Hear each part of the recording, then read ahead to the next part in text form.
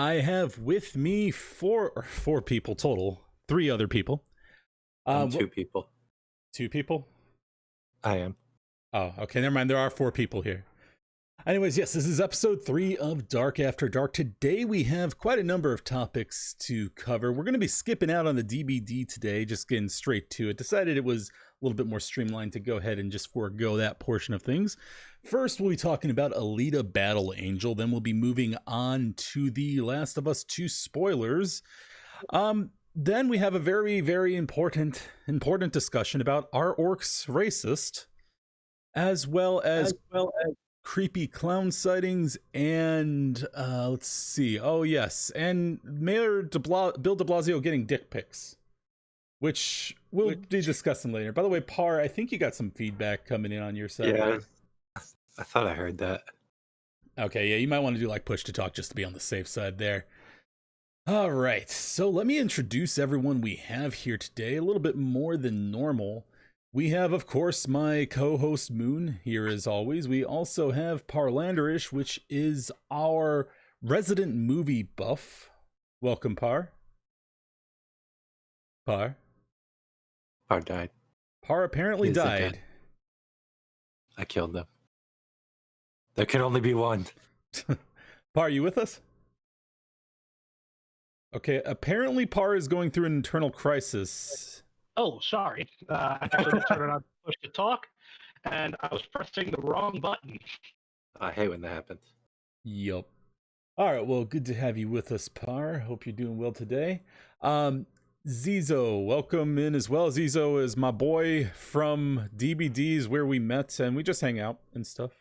Yeah, it's a good summary.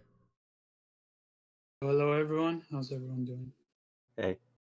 Alrighty, so first topic on the list for today, though. We all watched Alita Battle Angel. As a matter of fact, many of us watched it twice because we just wanted to make sure we had a good review ready to cover this. I saw it 2.5 times. 2.5 times? How did you see it 2.5 times? Because I didn't rewatch it with you guys until the end. I see. Oh yeah, that's right. And you saw it once before we saw it together. Okay. All right, so before we get into this movie, this is coming off the heels of another female-led film, which we had less positive reviews for, shall we say? Birds of Prey. So I would say this is generally a much more positive film in terms of being just like a female-led movie. Let me see. I wanted to pull up the Metacritic, but unfortunately Metacritic's being glitchy. Okay, here we go. Okay. Oh, God, no. Okay. Look, I'm very professional, I promise. Okay, here we go. All right, so let's hop over to our browser. I got to be super careful when we get to the Last of Us segment because Naughty Dog is like copyright striking anyone who so much as talks about the spoilers. We're going to do that, but we're going to avoid showing any images because I'd like to not get my channel banned if I could avoid it. It'd be cool. Okay, so, I mean, the game. It seems like almost like a game. It's very anime feeling. Got a Metascore from the critics of 53%, user score 8.5. This kind of makes me think of like the normal dichotomy you'll see between users and reviewers, in the sense that critics always hate the things that fans like. Pretty much always. So let's see here. We've got all kinds of 10s. We've got an 8, 6. This person's C. Likely so many expensive fantasies. Alita Battle Angel feels burdened by the dreams of a franchise that may never materialize. I could see that. There is definitely the feeling of, ooh, man, I need to see the next one. Let's see. The actual official critics are much more lukewarm. And then New York Post, 25%. What did Alita do to you guys? Let's see what they have to say. By the end of this derivative, heartless mess, you'll conclude that a garbage dump is exactly where writer-producer James Cameron's new project belongs. What? Whew. That's a spicy boy. Ah, dang. I don't want to know what Alita Battle Angel did to him, because I have a feeling it wasn't pretty if that's how he's describing it. All right, so let's see. I think the best way to cover this is to sort of just like go through the plot just in a general sense, and then we can talk about the characters, the design, as I'm going through this plot, you guys can stop me if you got anything you want to talk about in that part as well. Does it sound good to you guys? Yeah. Sounds good. Yep. Okay. Alrighty. So let's see. The intro scene, they sort of come in from this giant panoramic view of the city. Having just gotten Final Fantasy 13, it kind of reminds me of the city in that game. It's like a very like, it's sort of like a two-tiered series. You have the bastard stepchildren that live underneath, and then all the rich people live up above. I don't know the general. Remind me of. Oh, Sorry. no, you go. It reminded me of Repo the Genetic Opera. I have no idea what that is. Bit older now. What is it? It's hard to explain. Okay, well, if anyone knows what that is, it reminds me of that. Let's see. It kind of like the world kind of feels like a cross between like that Final Fantasy architecture, but like with more of a Ghost in the Shell feel. Was the general impression I got from it. Let's. Yeah, it's interesting. It's pretty. And obviously the CGI helps a lot because it kind of feels. I know the whole movie looks like a video game. CG can be a bit, meh sometimes, but in some scenes the CGI looks pretty good. And I know it's not very consistent, but the way the city looked was always like, it's just refreshing to see.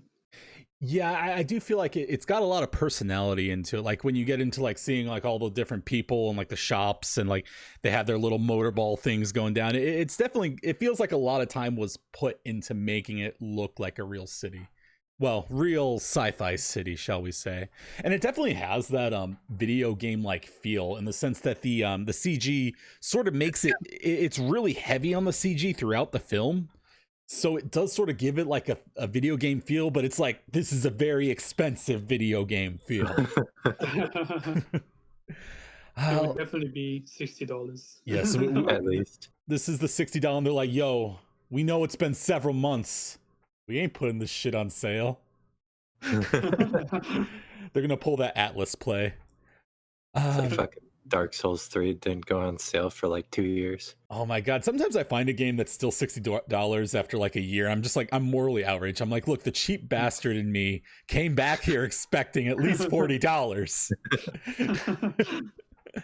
Let's see. So it goes in from this view, and then you see Dr. Ito, which is this oldish guy. He's like upper middle age, we'll say. He's going through this dump, and he finds a severed head of a girl. And he takes her back to his place because he's going to bring her back to life, pretty much.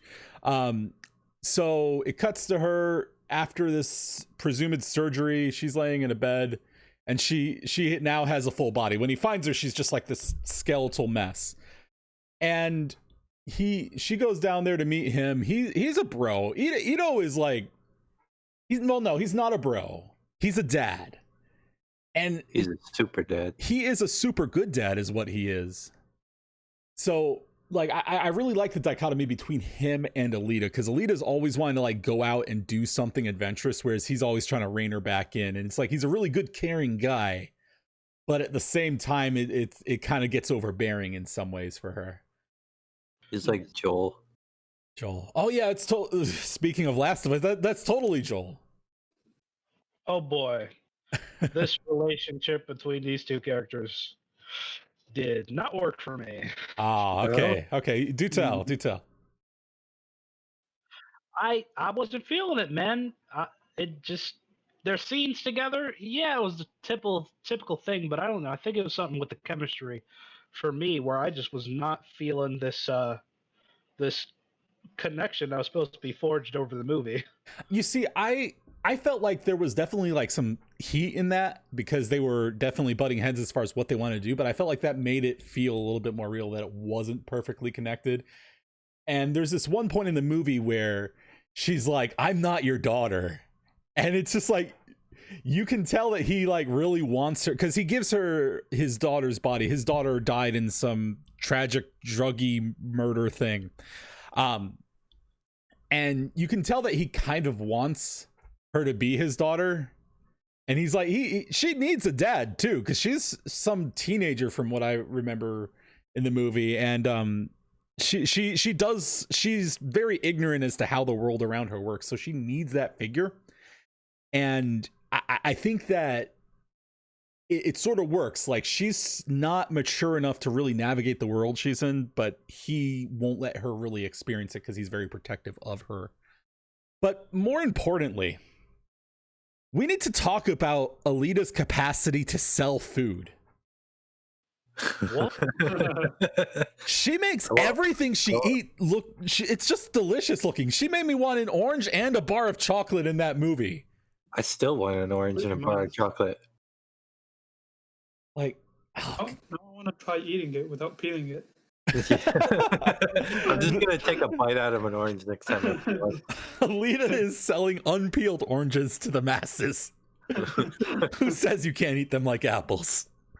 In your face, Ito.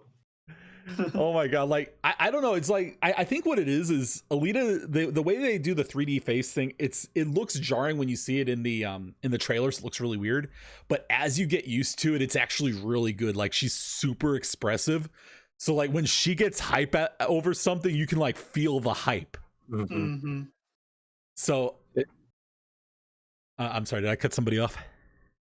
It was weird, like at the beginning, but like once you get like a certain ways into the movie, it just feels right. Yeah, I'm not gonna lie, Alita is kind of like an IRL anime waifu in a lot of ways. I wasn't buying it first, but I'm like, okay, she's pretty adorable. I'll go with it. I'm like, I'll get the Alita body pillow. Let's see. Yeah, So definitely CG grows on you as you progress through the movie, and I really like you said, I really like how expressive her facial, expressives were. When she was excited, you can clearly see it. When she's sad, you can clearly see it, and it's not like, it doesn't feel too robotic. It feels almost natural. So good job, that aspect, because it's not really easy to sort of animate that shit. So when they pulled it off, I was like, okay, I see you. Not only that, but the actress who portrays Alita, I don't know what her name is because I never remember actor names or actress names. I can pull that out. Okay, yes, please. Rosa Salazar. She does a good job. Just like the way she moves is like really selling a lot of things. Like the next scene, she goes out into the street and she finds a doggy who she likes, and she saves it from like this giant walking tank thing. And like she like goes into like this little like cat like mode. I'm like, damn, she's like getting into this. And there's this one scene where it was a fight scene where she's just like discovering her abilities, and there's this one expression that I absolutely love that she has, where like she just instinctually beats the crap out of somebody, and then she just turns around with her hands in like a semi-fighting pose, almost like confused looking, and she's just like, catch these hands, bitch, I guess. How the fuck did I do that? I don't know, but I'm gonna fuck you up. Pretty much. Let's see. So she saves the doggo, and then Hugo, who is the rogue type, I will call him, he saves her. And can we talk about how she needs to play a little harder to get? Yeah. Yeah. She just falls like head over heels for him instantly, and then is like that the whole movie. And it's kind of weird. It's like she develops a very quick crush, which I mean, I don't think that it's not natural for somebody to develop a crush that quickly, especially when he comes in like the cool guy to save her. But it's like, you can tell like how bad the amnesia has her forgetting things, because she has no filter. Yeah, she's just like thirsty from the very moment she sees him. So let's see, that was just a hilarious point for me. I didn't really buy her and Hugo. It was weird. I don't know.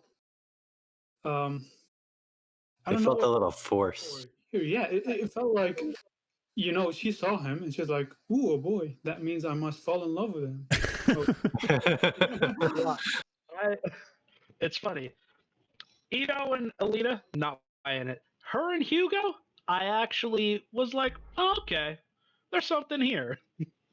You know, I buy it. I buy it because the way I see it is it like sort of plays into her whole naive outlook. Remember, this is the girl who didn't know about peeling oranges moments ago. That's true. So, I mean, I could buy her being like, ooh, this boy is cute and saved me. Me want. I could totally like see that thought process. So, I mean, I guess that makes sense.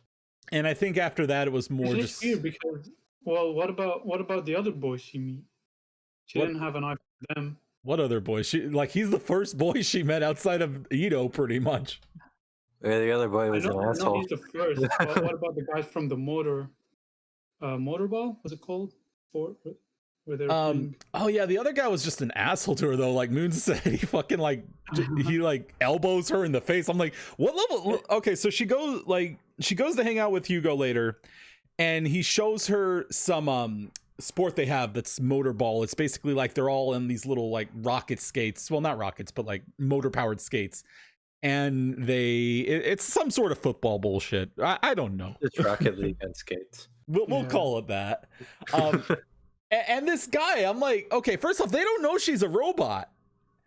And he like fucking like on this motor powered skate, he elbows her in the face. I'm like, that could probably kill somebody. He's just like, lol, bitch, get good. Hugo was just like, dude, it's her first time playing the fucking game. That shit was kind of insane. So she fucks him up and flexes on him because she has super cool, inexplicable matrix powers, which honestly, that was one of the things that I was thinking about in this movie is why is it that Alita doesn't feel like a Mary Sue? At least she doesn't feel like a Mary Sue to me. Yet she is crazy, randomly overpowered. Maybe because her powers are explained. I would say that's it. I think it's also because she has some sense of vulnerability. Like she doesn't always win. That's true. I disagree. It's her ass beat. What fight did she lose? Versus Sundowner, second round. Actually, she won that fight. Did she really though? I mean, I felt like she. I mean, she won, but at a huge cost. I don't think that she did because she only survived that fight because Ito and Hugo came and bailed her out. I mean, she poked him in. Yeah, and Dog Boy. We'll get to that. But outside of that, she poked him in the eye. I mean, there was nothing. And as a matter of fact, before Ito and Hugo showed up, he was literally in the process of getting ready to step on her. Like his foot was over her. So Yeah, I mean, that's I don't true. feel like she won that. Probably one. would have lost. I'm pretty much certain because she didn't have even any arms at that point. So no, I definitely see that as an L. I don't know. I mean, there wouldn't have been a second fight if she just finished him off the first time. Yeah. Okay. So let's get back on track here. So after that, she finds out that people are robbing the various cyborgs who live in the city of their limbs. And she starts noticing that Ito's coming back late at night and he's got like blood on him and shit, and she's suspicious of him. So she follows him thinking that he's the one who's stealing everyone's limbs. Turns out he is what they call a hunter warrior, very original name. And he's basically a mercenary cop, shall we say? He's a bro. Kind of. He's a bro for hire. Can we also talk about how Hunter Warrior really does sound like a video game faction or something? Yes, it does. I was like, what the hell is this? I feel like I've heard the phrase hunter warrior used to describe something Right. before. I mean, it is directly from a manga, so. Fair enough. Do excuse me. I There's also a video game, actually, but it's not in English. I wonder if it's any good. I don't know. It's like a PS1 game. So anyways, she sees him like stalking some girl, and she's like, oh my god, Ito's about to murder the fuck out of her. And I thought they were actually going to go that route at that point. I was like, oh wow, maybe he's like some bad guy or he's doing it so that he has parts to run his clinic, some nuance to that. No, he's just a bro. He thinks she's about to get murdered. So turns out she's working with the people who are ripping off everyone's parts. And they have this big gang fight. Alita beats the shit out of everyone. And let's see, she remembers part of her past. And she beats the shit out of Sundowner. His name is Gruishka, but I'm going to call him Sundowner because he is just like Sundowner from Metal Gear Rising in almost every way. Let's see. She steals Ito's weapon and like chops off his arm, and then she just lets him get away, like Parlanders was saying. Like she's just like pokes him with the hammer. She's like, "Go on, you get Literally, Get out of here. this is how the fight ends. So I just recently rewatched it. She jumps over a bridge after like dodging all his attacks. She jumps onto the bridge and then does a flip, yelling "Hi-ya!"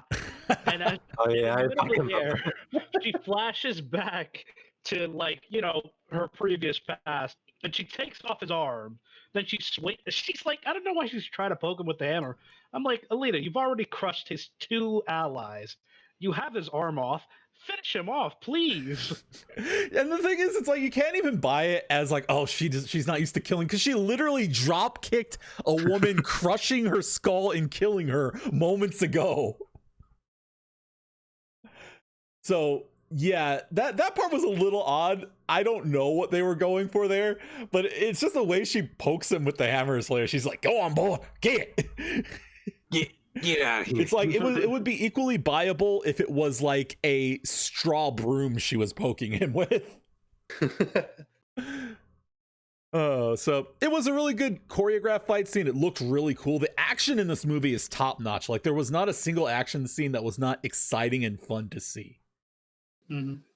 Mhm. Okay, let's see. We also find out that Hugo, the lovable rogue that he is part of the part jacking gang. Let's see. She goes and he takes her exploring. She finds an old body because part of her flashbacks is that she was fighting on the moon and she was some sort of elite military person. You don't really get it fully explained. Glitch is not late. We're early. I'm sorry, Glitch, but we couldn't wait for you. We were too excited. We had to start early. Baka. She's from Mars, by the way. Mm-hmm. I don't know if you missed that, but she's from Mars. Yeah, I forgot to mention that, but yeah, I recall. So they find a ship with her old body, because remember, she's in the body of the Dr. Ito's deceased daughter.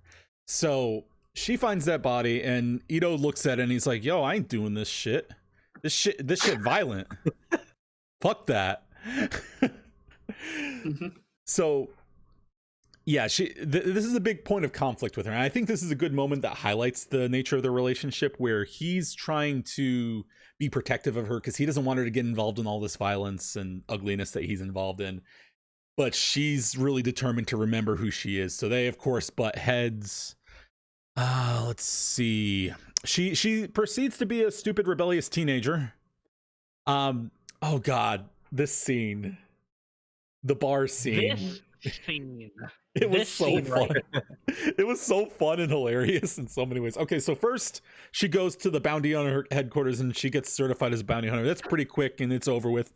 Meanwhile, Hugo's following around like, "Oh, you don't always do what your dad tells you."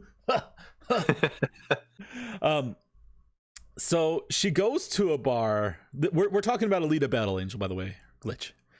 And she's like, she wants to recruit people to help her deal with Gruishka, because Gruishka was like slapping her around super hard. Or no, he wasn't even slapping her around super hard. He just dropped into a hole. He's like, "I'm gonna fuck you up later. Just you wait." He's basically like, "You better come down here and fight me." She should have just been like, "No." Well, no, I'm talking about the first time. He just ran away and dropped into a hole. That's like Gruishka's special move, dropping into a hole.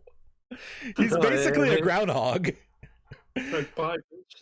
Wait, he did it twice? Yeah, the first time when she pokes him away with the hammer, he drops into the hole to get away. Oh shit, I missed that. Yeah, it's totally his move. That kind of reminded me of Spider-Man for some reason. You know what I like to think now is that Gruishka plans his way of life. Like he just plans every confrontation with a hole that he can drop into around it. He's like, "No, I can't go over there. There's no holes." Man, I ain't about that no hole life. Oh my God. So let's see. So, okay. So she goes into this bar and there's all these mercenaries there, or I'm sorry, hunter warriors, as they call them, mercenary cops. So she goes in there and she's like, "Hey guys, I'm a hunter warrior." And everyone's just like, bitch, why are you flexing this ID at me? Everyone has this ID. This guy comes up to her, his name is Zapan, and he starts to like sort of hit on her, and he's like, yo, ditch Hugo, he a bitch. And I'm like, yeah, he kind of right. But she of course is a sassy woman who does not take no disrespect. So she proceeds to beat his ass, and she goes from being like super adorable and innocent to just being like a big ass troll, and it's kind of entertaining. It's pretty great. She basically just tells everyone that she can beat their ass, and if she does, they have to work for her. So big senseless fight scene ensues. It's super entertaining to watch. It's a good, well choreographed fight scene.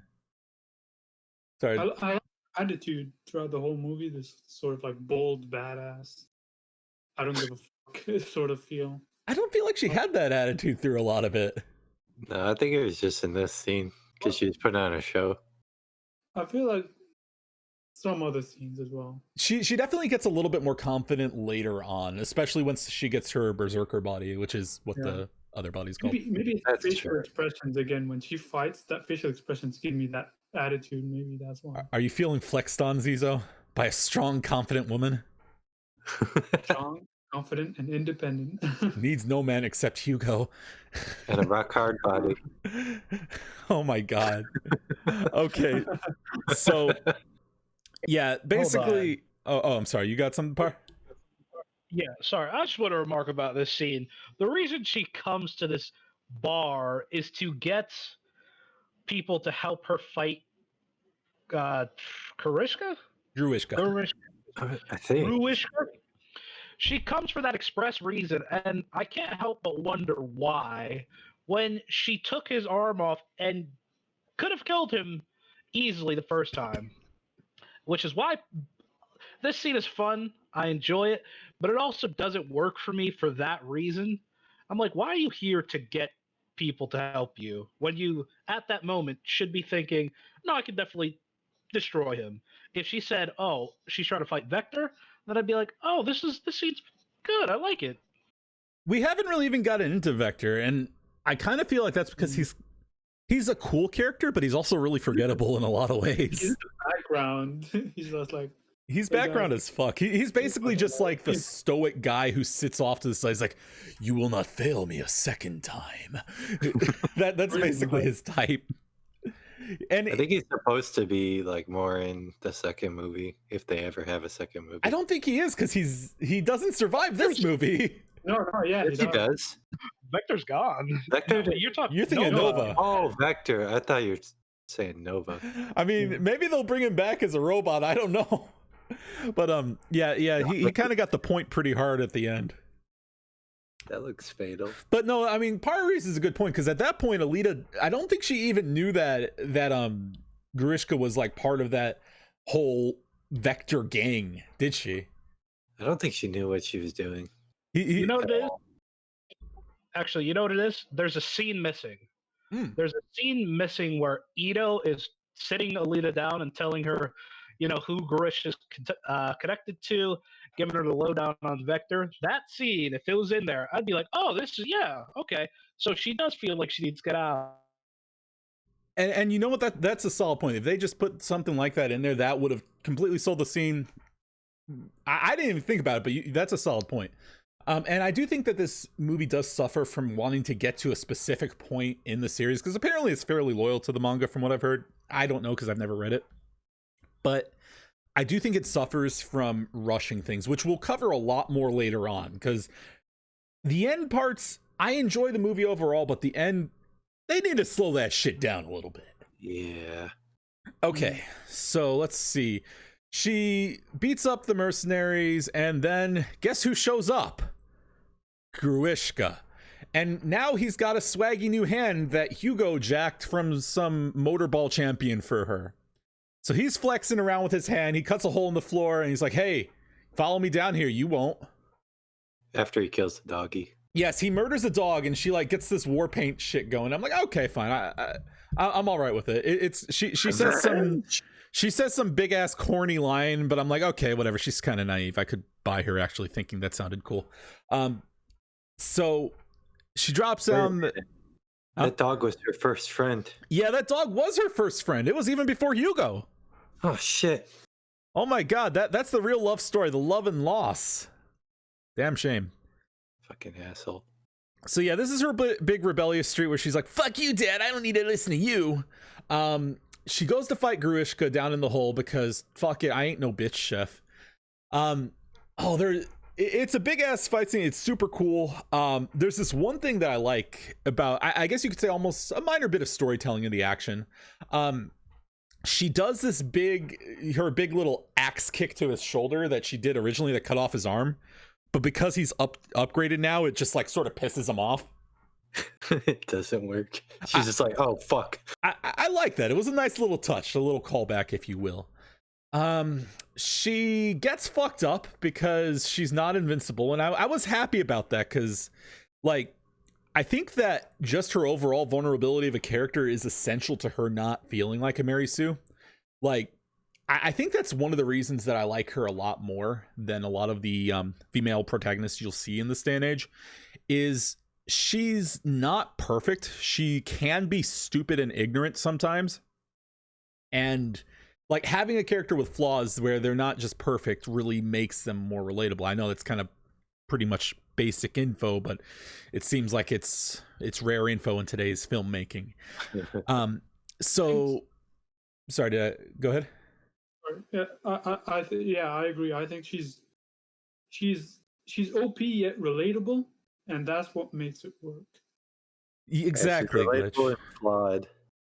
Exactly. It's like you can have her be super cool as long as she's not just some goddess that, like, the film's not a montage of her flexing on anything that gets in her way. So let's see. Oh yeah, she loses that fight. Like Sundowner or Gruishka. He cuts her into little pieces, and he's about to step on her until her dad and boyfriend show up and fuck him up. And he runs away into presumably a hole inside of the hole. And Dog Boy. Oh, yes, Dog Boy. Okay, so there's this one mercenary. I didn't talk about him. I should have talked about him. Dog Boy. That's his name. He's just some old country guy, and he has a gang of robo-dogs, and they're amazing. And like this man does some AAA acting there. Like when the doggy dies, you could see the hurt. Like Alita was upset. Dog Boy was hurt. Like he was holding back them tears. He's about to go down there and fight him himself. You hurt one doggo, you hurt them all. So he wasn't a dog lover. I hate that. God, that was such like Dog Boy. He was there for such a short time, but he was just such a boy. I need a spinoff. Just Dog Boy. I would pay for like Dog Boy the Bounty Hunter. Yes. They could do that spin-off. Actually, I'll watch that. Hell yeah. Okay. So let's see. Okay, so after she gets fucked up, she's no longer got a body. Oh man. Wonder what she can get now. Well, it turns out that Dad decides, okay, fine, you can have the damn body since you're not going to listen to me anyways. So he gives her super hyper kung fu fighting body. That's pretty amazing. And I like that little moment of compromise between the two of them where it's like, she's like, okay, you're not so bad. And he's like, okay, I understand you like the kung fu fighting. Mm-hmm. It was a nice little like sort of how should we say sort of like what's that phrase, that word I'm looking for? Dad, I can kick ass. It was a dad, I can kick ass moment. Let's see. Oh yes, Hugo and Alita seal the deal. I thought they were a cute couple. It's like they were naive, they were kind of silly, but I mean, it was. Yeah, they grew on me. Can we talk about how intense Alita gets immediately? Yes. Okay, so hold on. Let me lead into it. So first, he sort of hits on her. She's like, yeah, I kind of like you too, blah, blah, blah. Kissy kiss. Next morning, Hugo's sleeping in bed. She is just sitting in his windowsill while he is sleeping, watching him. It's Edward. It's like you can really tell she is the type who does not understand boundaries on love or like moderation or restraint. She's just like, oh. It's like you really ask yourself, I'm like, how long have you been there? And I feel like it's been more than an hour. That's what in Twilight, Edward does that to Bella. He just like creeps on her. I'm like, whoa, Alita, don't be like Edward. Don't take tips from that horrible blight against the mentality of women. So you think, oh, that's creepy, man, weird. I guess she's naive. That's okay, whatever. So she goes inside, and Par, would you like to explain what she does? So Hugo, I think he shows like the slightest bit of doubt. He's like, "Oh no, I still got to do what I'm gonna do. I want to go up to the higher place." And she's like, "I was hoping you'd stay." And he's like, "Oh yeah, I will. It's gonna take me a while still." And she's like, "What could I do to help?" She offers to get bounties, and then he says, "No, I don't want you to do that." And then she reaches into her own chest and pulls out her heart and says, "It's all or nothing with me." And Hugo's looking at her like, "What the fuck is going on? What is this?" And she's like, "Here, sell my heart." Yeah, she He's legit like, pressures him. Like, she's not even joking. She's like, "I'll just get a cheap piece of crap one. Sell my heart. Do it." he has to be like, "Hold on, calm the fuck down, first of all. Put your heart back in your chest. We're not selling it."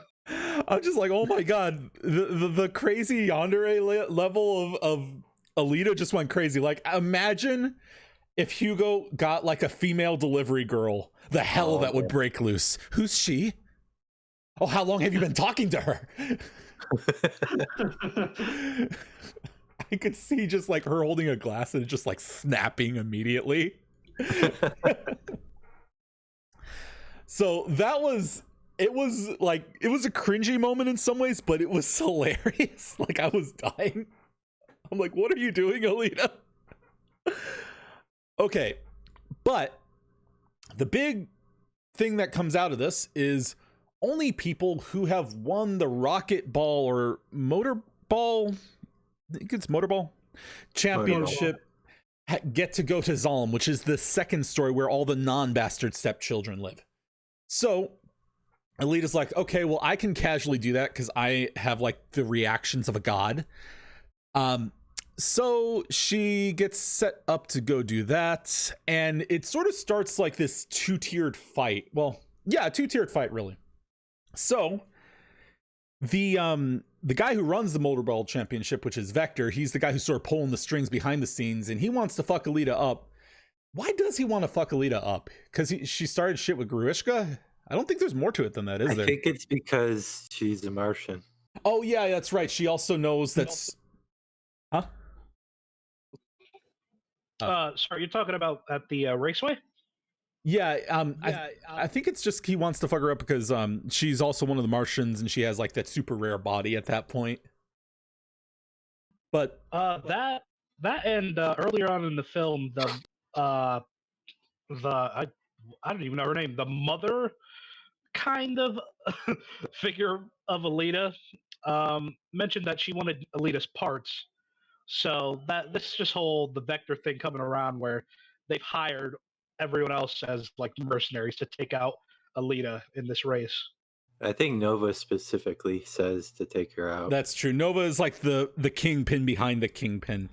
Also, let's go ahead and just sort of hop back to Sheeran, I think it is. That's the wife of Dr. Ito. Can we say that she's a bitch? I feel like that's a safe thing to say. She a bitch. Yeah. So she has her moment, but she was married to Dr. Ito. Their daughter died, as was previously covered, and then she's like, yo man, I'ma fuck whoever can get me into the second story of this shithole. And she works for Vector now because she wants to go to Zalem, which is like the big reward that Vector holds over everyone, being the person who seems to be in charge of the Motorball Championship. That's like the big goal for everyone. Everyone wants to go to Zalem. And the thing she's is, actually from there. Yeah, both of Ito and Sheeran were both from Zalem, but their daughter had like some sort of disability and they were forced to go down there because we don't want them disabled people in our Zalem, apparently, I guess. Something like that. So I mean, I can't wait to the daughter bit because okay. So here's the thing though about that. I'm like, why the hell are you all so determined to get to Zalm? Your city doesn't seem so bad. It seems like a nice place. Yeah, that's what Elisa's saying. She's like, what the fuck? This Yeah. place is nice. Hugo's like really determined to get to Zalm. He just like that seems to be his big thing. That, in fact, as a matter of fact, the first thing he tells you is that it's his dream. He's like, you got to focus on your dream here. And I think that's, well, we'll get into that a little bit later because he sort of rounds out with that arc. So anyways, turns out Vector has contracted everyone in the race to kill Alita instead of focus on the objective of the race, which honestly, the sport is hyper violent. Like the first time you see the sport, somebody gets decapitated, but it's a robot, so it doesn't count. So I mean, it's not that far out of the norm, but no, they don't give a shit about getting the ball in the goal or nothing like that. They're there for Alita. So it's a super hype kung fu fight on skates where she's just like flying around the arena killing people and they're trying to kill her. Super cool. And it turns out during this time, Hugo, the upstanding gentleman that he is being tracked down by Zapan, which is the samurai sword wielding mercenary that Alita beat the shit out of originally, and he was trying to get her to leave Hugo, blah blah blah.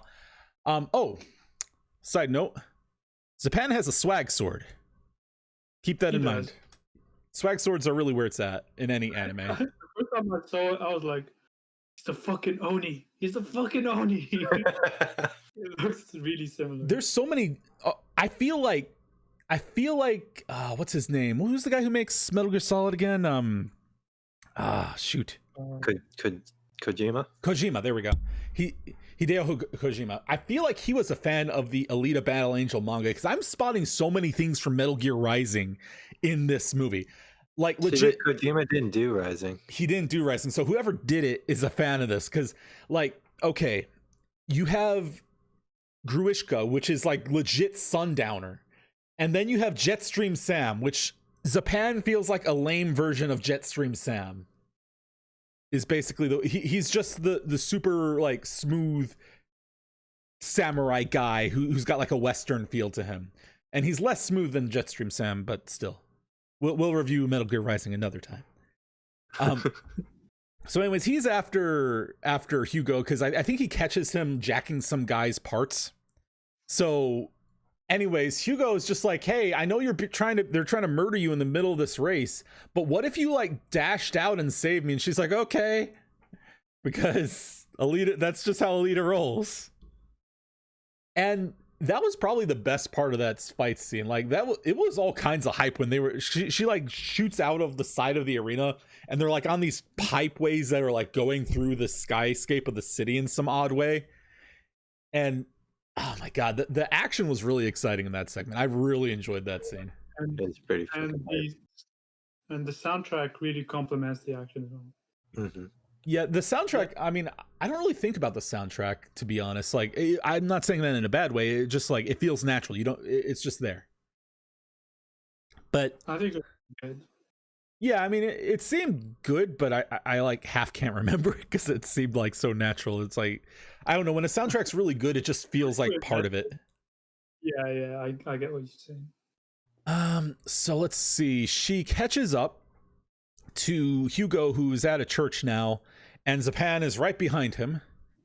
And it's safe to say that starting from what you're about to start right now, the pacing of the movie starts to get all over the place a little bit. I would agree. Right after the end of this, yeah.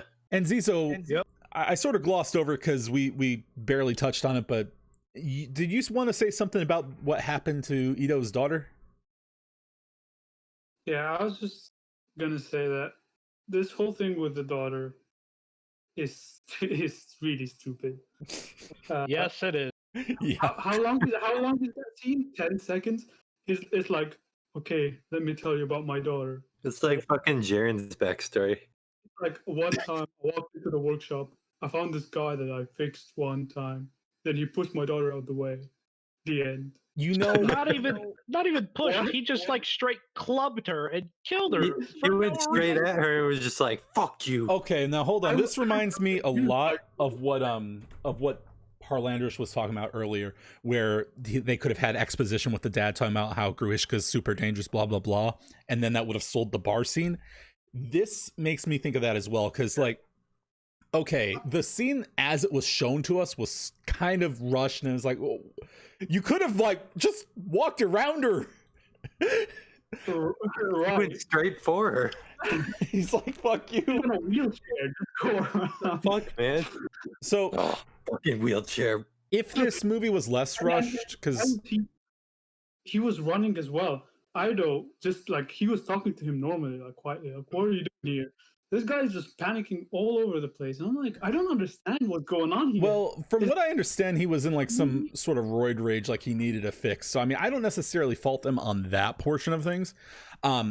The thing is, like, the story was that he was some guy he was working on because he just wanted to like work on people in the motorball thing. He was just trying to make that money, and that guy, he cut him off or something, and he came back wanting his fix of whatever the hell drug he needs to work with these parts that he has, and he kills her inadvertently. I feel like they could have sold the fact that he was sort of selling out to the motorball industry a little bit more to like sort of like emphasize that as a consequence of that, and then just choreograph the scene better so it makes more sense that he had to kill this girl, or this girl would have been reasonably in his way where he would have wanted to kill her.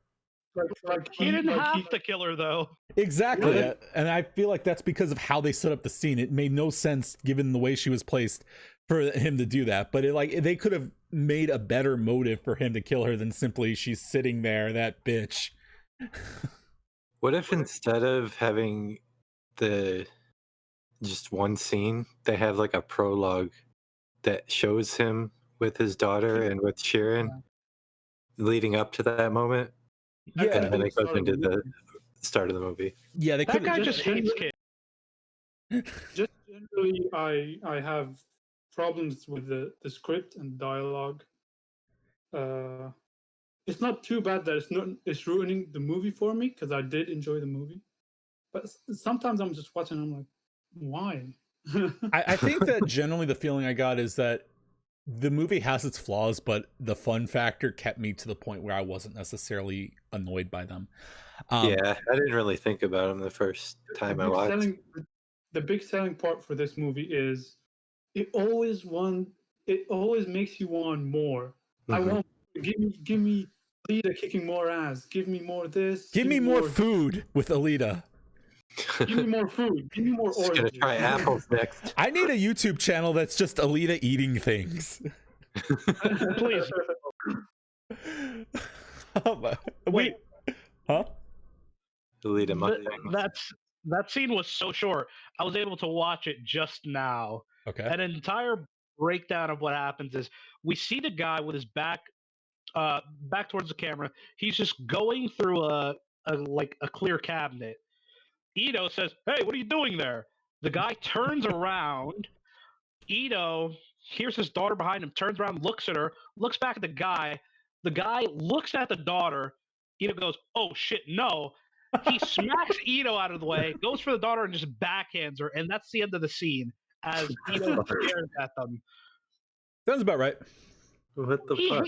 He has to hate children. There's got to be more to that scene. There's no way that's how it happened.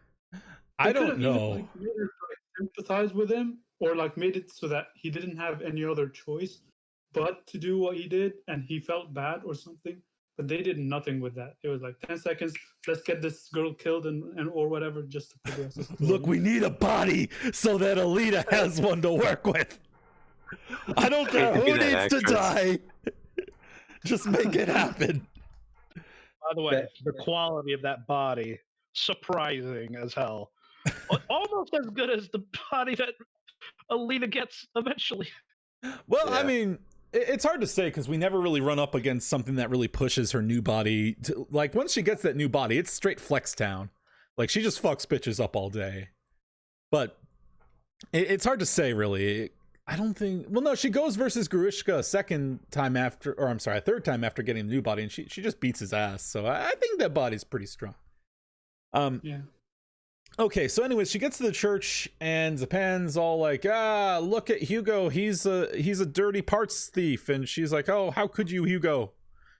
And she's like, okay, or I'm sorry, Zaban wants her to kill him. She doesn't want to do it, so she's like, okay, well, in that case, poke. And he pokes him with his swag sword.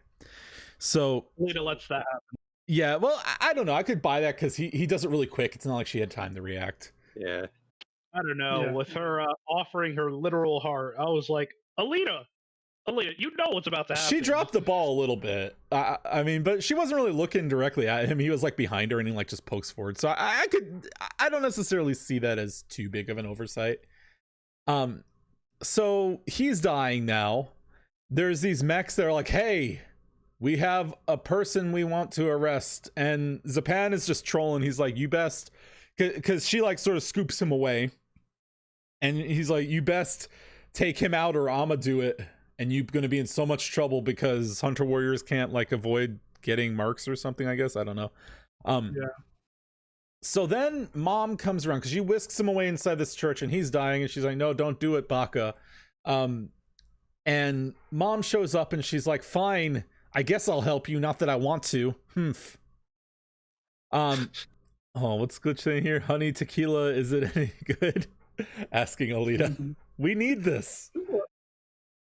Since we're talking about the hunter thing, real quick, because we're not going to be able to cover this later on. And I think they did this for the sake of having a laugh. I'm gonna take that. I'm gonna buy it just because it was funny. But Alita just walks in, right, and she's like, "I want to be a hunter warrior." Okay, just fill this paper for me, and you're it. Like, what? It happens so. I think that it's actually viable in that because it's obvious that the people who are in charge of their society do not give a shit about anything. They're, like, if you're just going to walk in there completely uncertified, not knowing how to do your job, and you get killed or something, they don't give a shit. Yeah, they don't have to do anything about it. They're So- like, oh, whatever. We lost another one. Yeah, I mean, there's a good deal of apathy from the higher ups for the lower people. So I mean, I could buy that, even though it is kind of funny how fast she just gets it. But let's see. So Mom shows up and she's like, "Hey, I'm a save your boyfriend by linking your heart into his head." So she cuts his head off. It's not shown, but he has a severed head in the next scene, and it's linked into her heart to keep him alive. She shows the severed head like tucked under a jacket so they can't see that it's linked in with her heart to the mechs that like confirm the kill. Meanwhile, Zapan senses some shit and he like tries to get up in her grill about it, but then the robot's like, "Hey bitch, you trying to steal a kill? We ain't about that."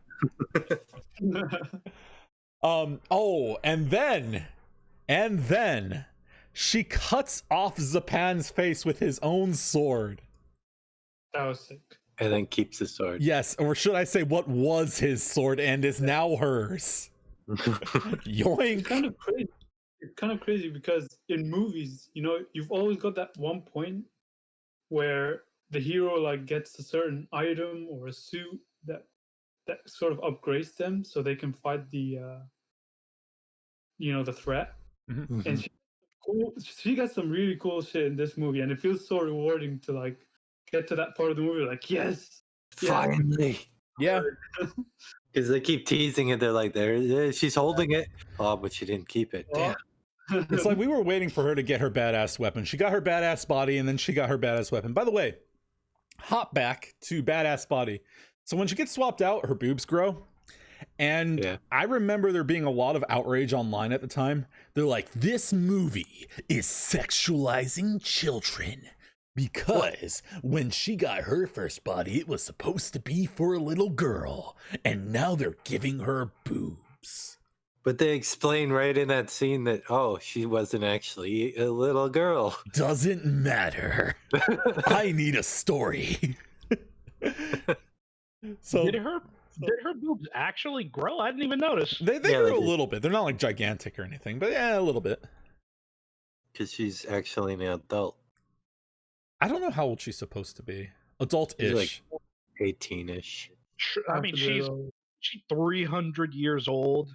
I mean, she is fucking old.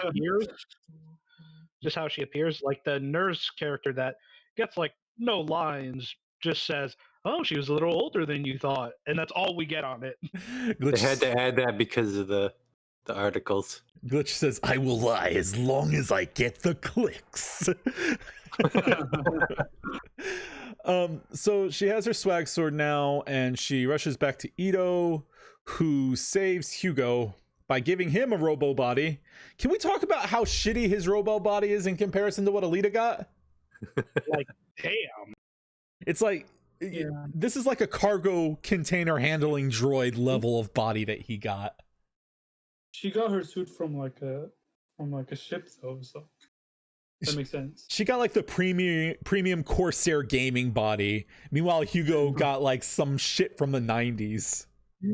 Have you guys played Horizon Zero Dawn? I have not. Yeah. You Moody should. said you did. Of course I have.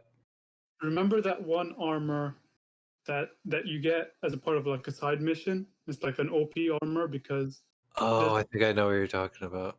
I think that's what that reminded me of. Yeah, the big bulky one. Oh yeah, that one. I remember that one. You need to play Horizon. God damn it, dog.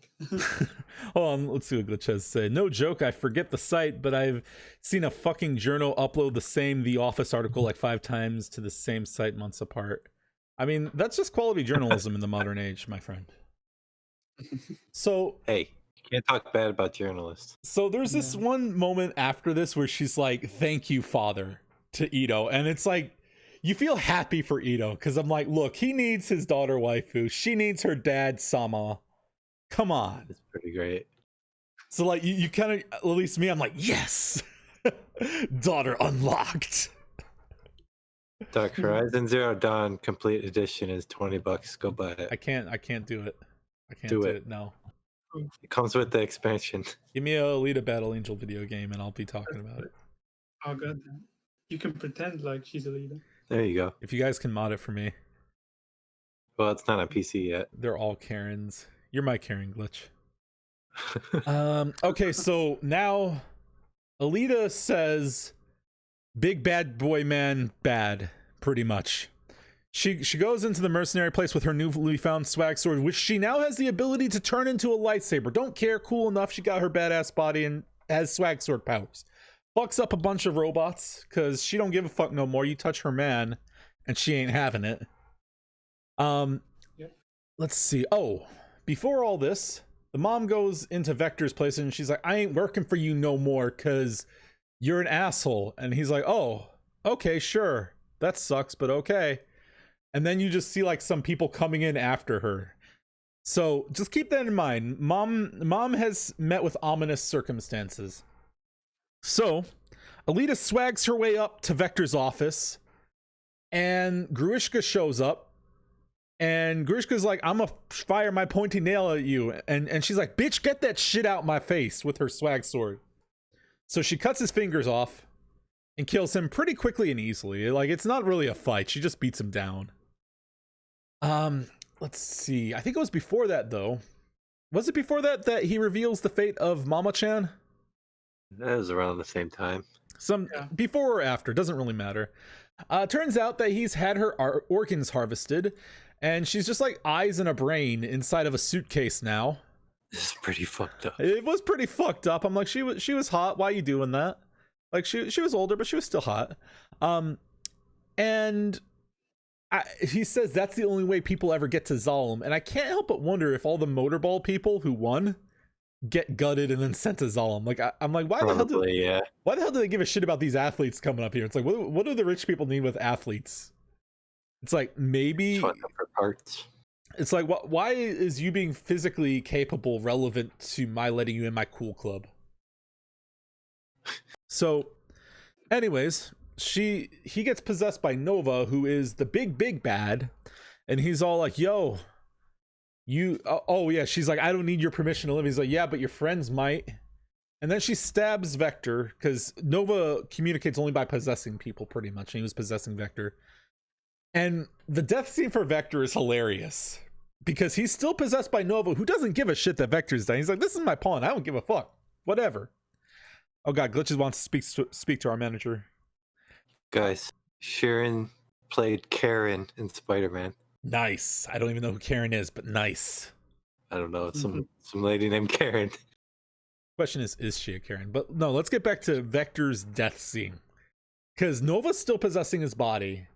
And he's just like, oh, well, I'd grown bored of this anyways. He's just like awkwardly falling down to the ground with He's his like, grin. oh man, that looks fatal. He's I like, fucking love that line. he's like, oh shit, not again. This whole scene is a guilty pleasure scene for me. This is like the one scene in the movie that I'm like, oh god, no, this is bad. But it's just a guilty pleasure for me. I like it, but it's bad. I liked it. I mean, was it amazing? No. It was fucking hilarious though. It's fucking hilarious. Like I could watch him saying that over and over again. It's like he's dying, but you feel like he's like a drunk man who's trying to convince you that he's not drunk the way he's moving. He's like, I'll just lay down right here to relax. Not that I'm dying. Look, man, I'm not dying, okay? I'm just gonna take a nap over here. These floors are really nice. You gotta use them every so often. So here is where, in my opinion, the worst scene of the movie comes in. And it's a shame that it's at the end. So, like I said, she fucks up Gruishka, and then she finds out, oh no, the Gruishka squad, or the Vector squad, is coming after Hugo. And he decides to run up this supply line that leads to Zom. Earlier in the movie, they established that these supply lines have these giant spike rings that come down and kill you if you try to climb up them. But he's desperate. He's running away from them, although they don't really depict enough of that. And he's just like halfway up the supply line. And Alita meets him up there. And she's like, no, you shouldn't do that. He's like, but I go to get to Zolom. Everyone wants to kill me. So... Was he actually being chased? Because I thought he just was like, oh, I got my body climbing that fucking thing. No, it's not shown, and I think they could have done a better job with that. It's just said that these people were trying to get Hugo. I forget the exact wording, but they were coming after Hugo at that point, and he had to get away, and he just chose to climb up the supply line because God knows they have no security measures stopping the common folk from getting up there. Not the best idea, but anyways. So he tries to get up there, and she's pleading with him to come down. And he finally agrees to come down. And it just so happens that, what's his name again? Big bad guy, Nova. Yeah, Nova's like watching, and he's like, yeah, well, actually, time for a spike ring. So he launches the spike ring down, and they barely avoid it. Hugo gets shredded the fuck up, and Alita catches him, and they're sort of dangling off a cliff, and she's crying, and he dies, basically, is the gist of it. And I don't believe that he died there. I mean, it's hard to believe he died, just in the sense that, you know, it's based off anime, and no one dies by falling in anime. Everyone has fall damage. That's what I'm saying. He's not dead. There's no way he's dead. She just hasn't found him. He's gonna come back as Dark Hugo. Oh, shit. He's gonna have like an eye laser, a single eye laser, Kano style. Oh no, man, I believe it. I would too. You just tried to Madeline. Look, I gotta chase the bird, man. It's just a Mad Get Some face all day. So, yeah, that scene, that whole segment, it felt so rushed. It's like so unnecessary. To me, it's like, I'm sorry, the movie ends with her being like, oh, well, she's gonna get into the motorball thing. And her whole thing is she wants to win so she can get into Zolom, and that's pretty much the movie. Basically just to fuck up Nova. Pretty much, yeah. And Nova's just walked through like, oh, come at me, bitch, from somewhere up high. That whole scene felt so unnecessary, because it was like, I get that you want to lead into the sequel, but I feel like she could have probably stopped after killing Vector and just like let the rest play out in a more expanded way. Because it's just like, okay, he was being chased. By the way, don't die, Nova. Or I'm sorry, don't die, Hugo. Okay, he's dead. Now you're a motorball competitor. in a span of like 5 minutes. It went by way too fast. They really didn't sell that. And I thought it was a shame because I really liked Hugo's death in a way. Not necessarily the actual scene, but the completion to his arc. I really like that. For Hugo, I felt like he was always like a means to an ends character. He was always like, he's doing all these horrible things, robbing people of their body parts because he wants to get into Zalem. That's all he cares about. And he's really determined to do that. And I feel like it was a good ending, as in it sort of depicts how when you have that means to an ends mentality, all the means that you use to get to that end can sometimes come to bite you because you've done some horrible things. Mm-hmm. That means that even when you achieve your goals, it may not be in the way that you wanted them to happen. So I thought it was a good way of depicting the consequences of his stupidity. Let's see. I think we've covered all the characters pretty much. Let's see. We all pretty much talked about how we liked the action art design. Anyone got more comments that they want to share? Sharon played in Labyrinth. Another movie I've not seen. She was the girl. I've not seen that movie. Not in that one, What? That on my notebook is the Centurion, and that's not really a big, thing to talk about. But I really like the design of like the robot machines. It reminded me of Star Wars. Which ones were we Yeah. talking about? The big Centurions. Centurions, yeah. Oh, you mean like the giant walking takes? Yeah, they were pretty cool. Yeah. Something I forgot about until now is the whole bounty thing with Hugo. I know that it was probably, Nova and Vector's meddling, but it's just so random. I think I even said while we were watching that when he said, "Oh, I didn't just commit these murders, you did." I was like, "There's no way he pins this on Hugo." I'm pretty sure that See, they the thing established is- that Nova was doing that, or Vector was in on that. Scene is just like 20,000. I'm like, what? No, I'm pretty sure Well, they the thing is, established. they were supposed to strip the parts from that guy, and the guy ended up dead. Well, he ended up dead because the pen killed him, but Yeah, but nobody knew that. yeah, I mean, I think that was established though that Vector was trying to set him up at that point. Though I'm pretty sure it was. Not positive. Let's see. I can't remember.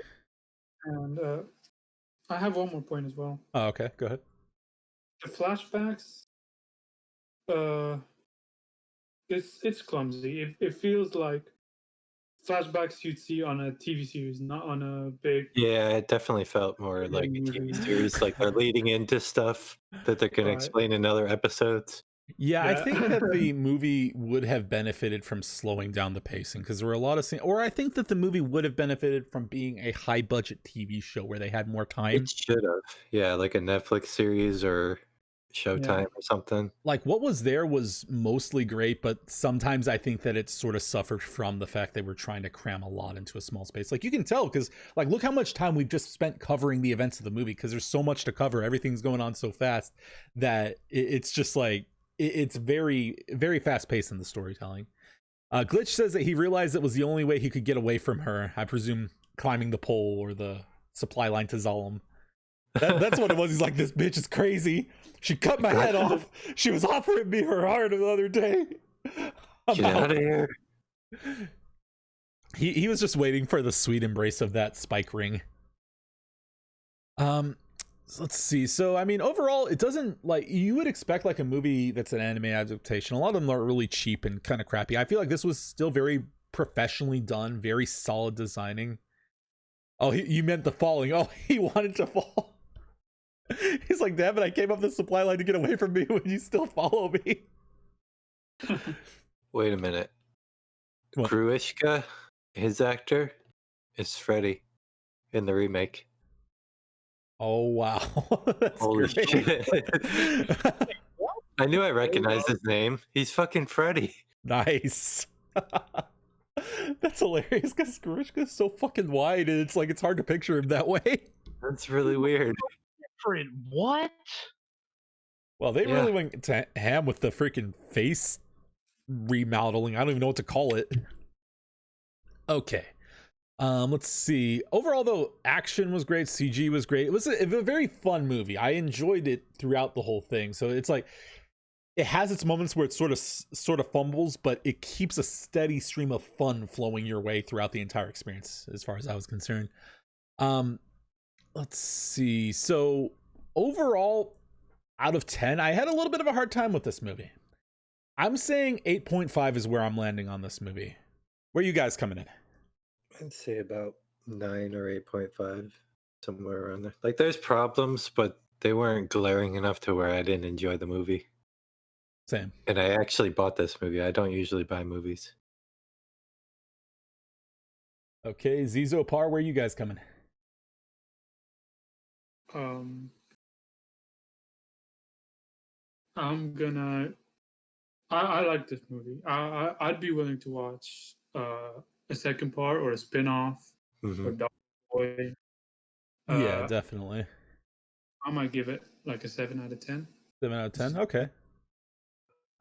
What's so crazy? This is exactly like Metacritic, where you have the audience enjoyment and the critic enjoyment. I'm gonna give this movie a 5 out of 10. Oh wow. Okay. So what was it that killed it for you? Because I mean, 5 out of 10 is not a happy score. I mean, it's a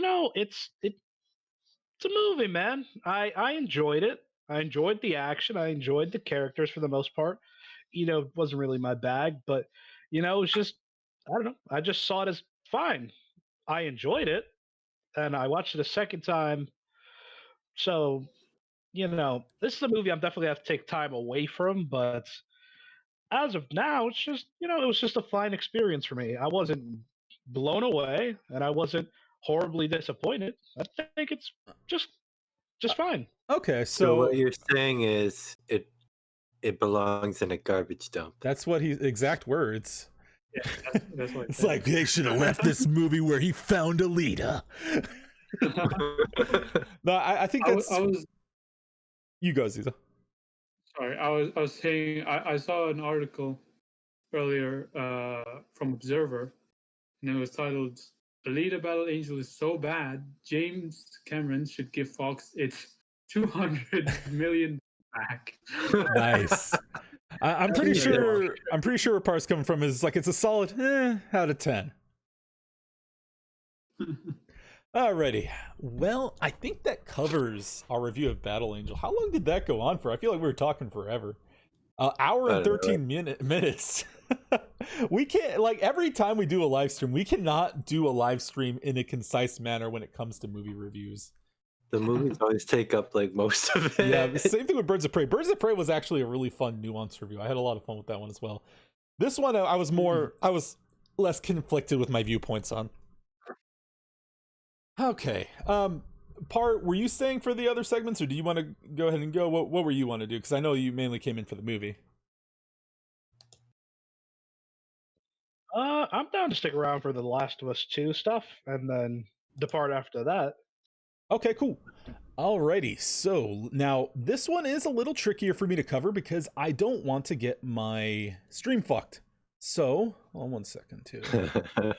Yeah, they've been a little. You need a code name for the Last of Us.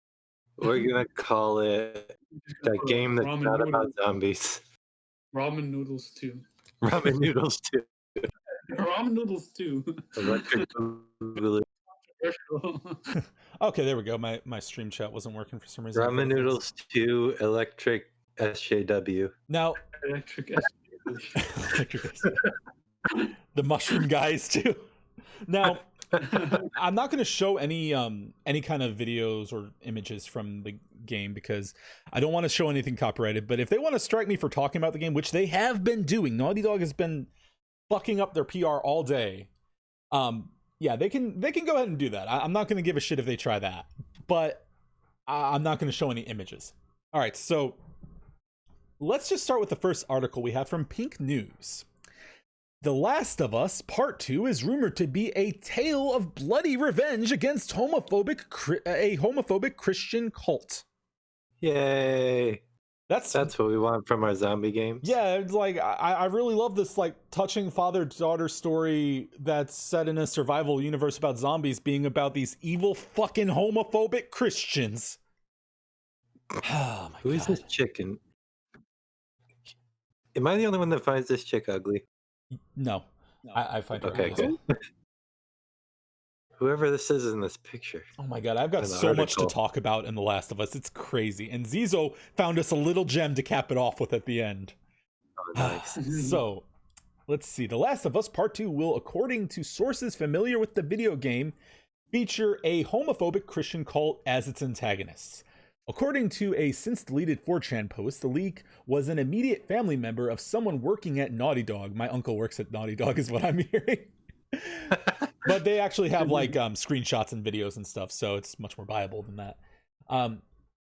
Let's see, the game's developers, according to the source, claim that the main driving force of the game's plot will be budding romance between Ellie and Rita. Is this Rita? Is this the other chick? Yeah, I presume that's the ugly girl. Why?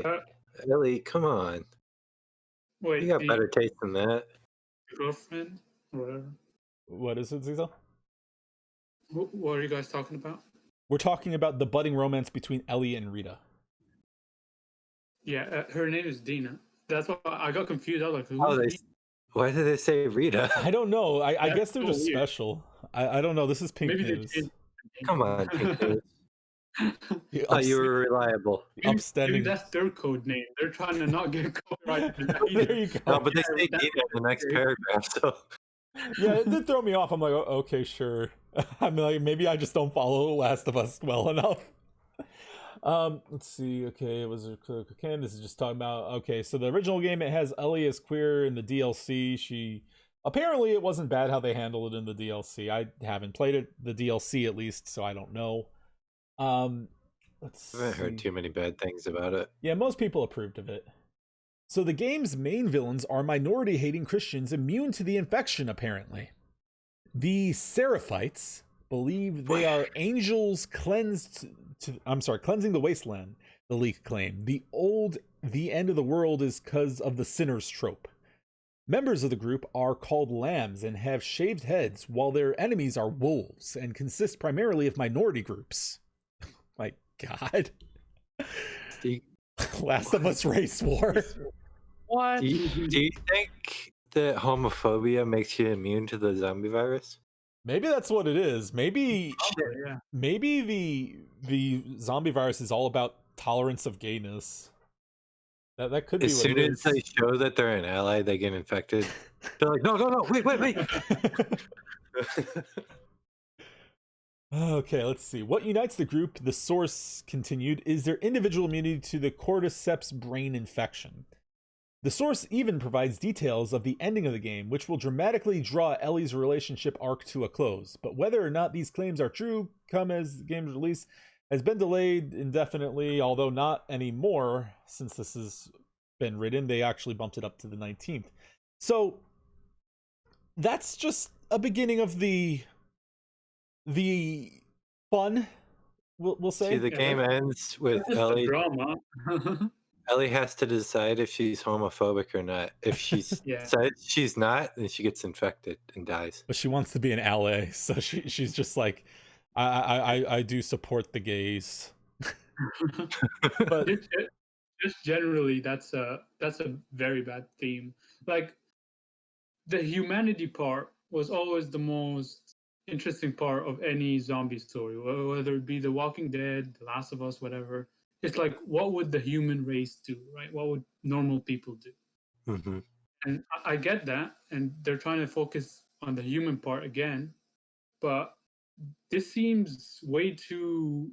They're trying to ignore the zombie part at this point. Like, zombie? What's that? No, we're just talking about, like, religion and stuff.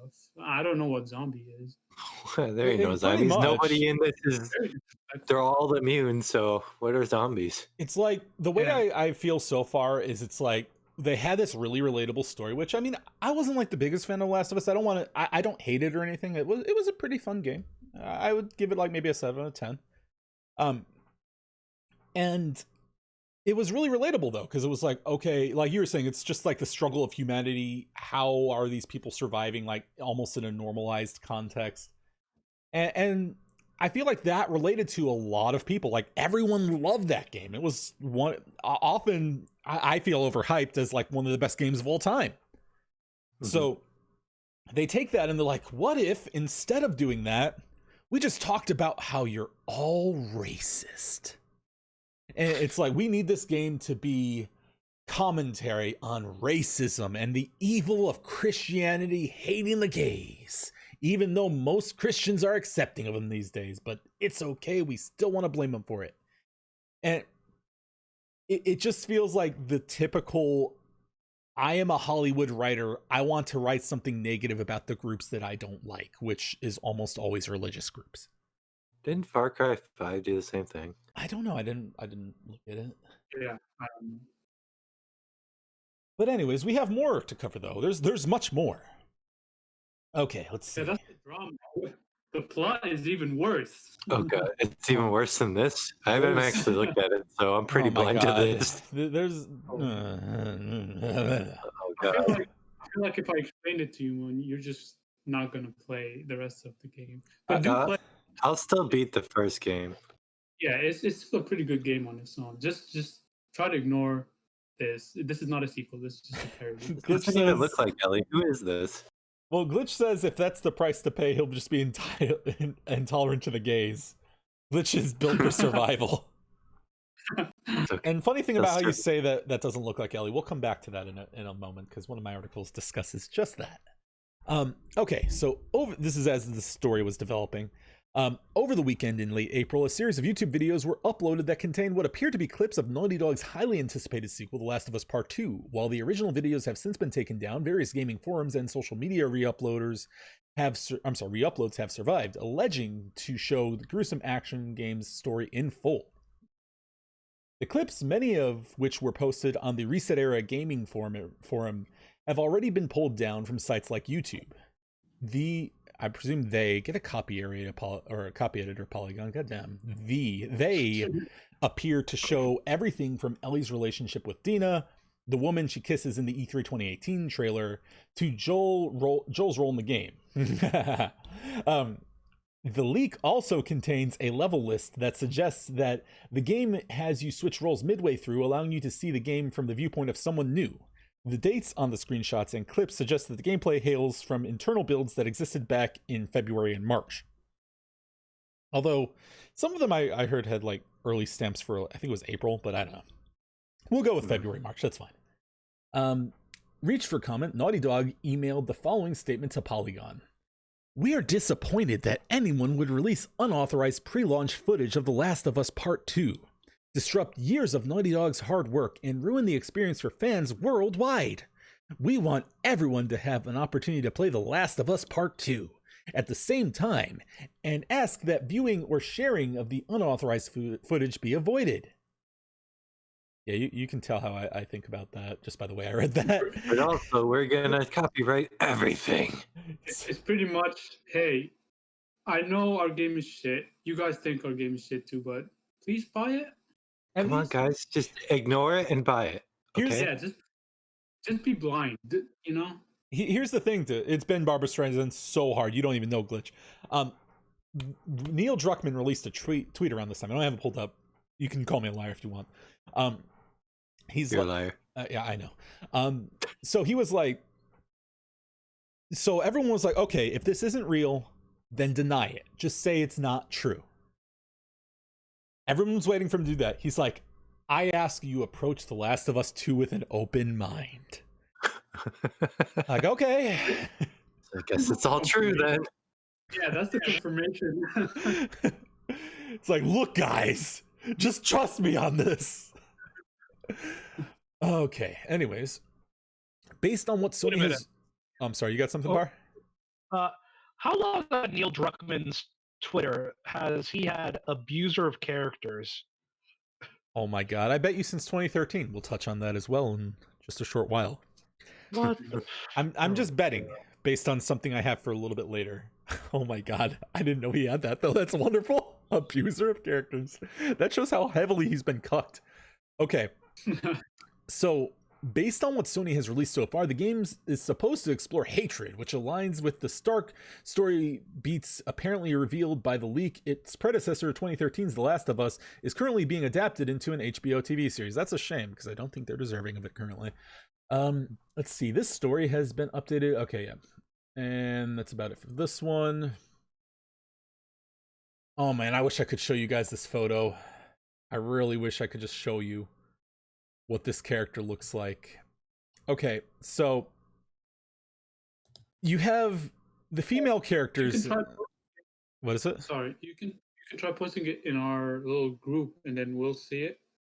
Here, I'll put it in our Discord so you guys can see the two female main characters. Is it the third article? It is. I'm posting it right now. I'm it's in general chat. I'm just like, what the fuck am I looking at? Yeah. Okay. This is about the employee culture at Naughty Dog, this paragon of game design. Rumor, this is from Bounding into Comics. The Last of Us Part 2 employees could lose jobs if they voice concerns on its story. That's a good way to write something.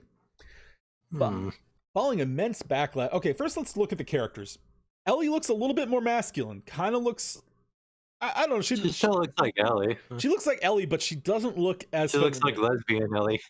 No, I mean, like, even her facial structure, her body looks like...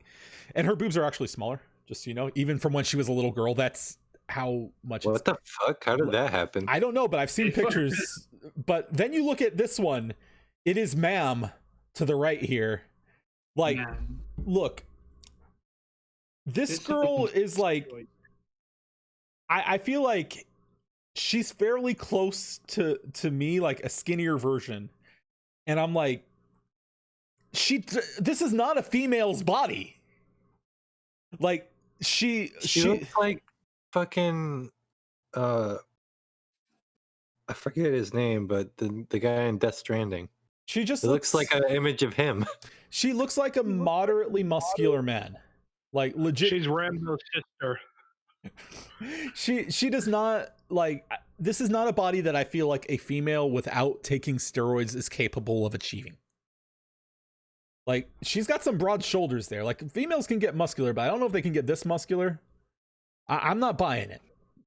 So this story goes into it. So, following the immense backlash towards Naughty Dog sparked after leaked cutscenes from The Last of Us 2 gave their players the first look at the game's questionable plot points and character designs, an alleged source connected to the studio has revealed that the designs of the female characters were intentionally made less feminine in order to avoid offending the trans community.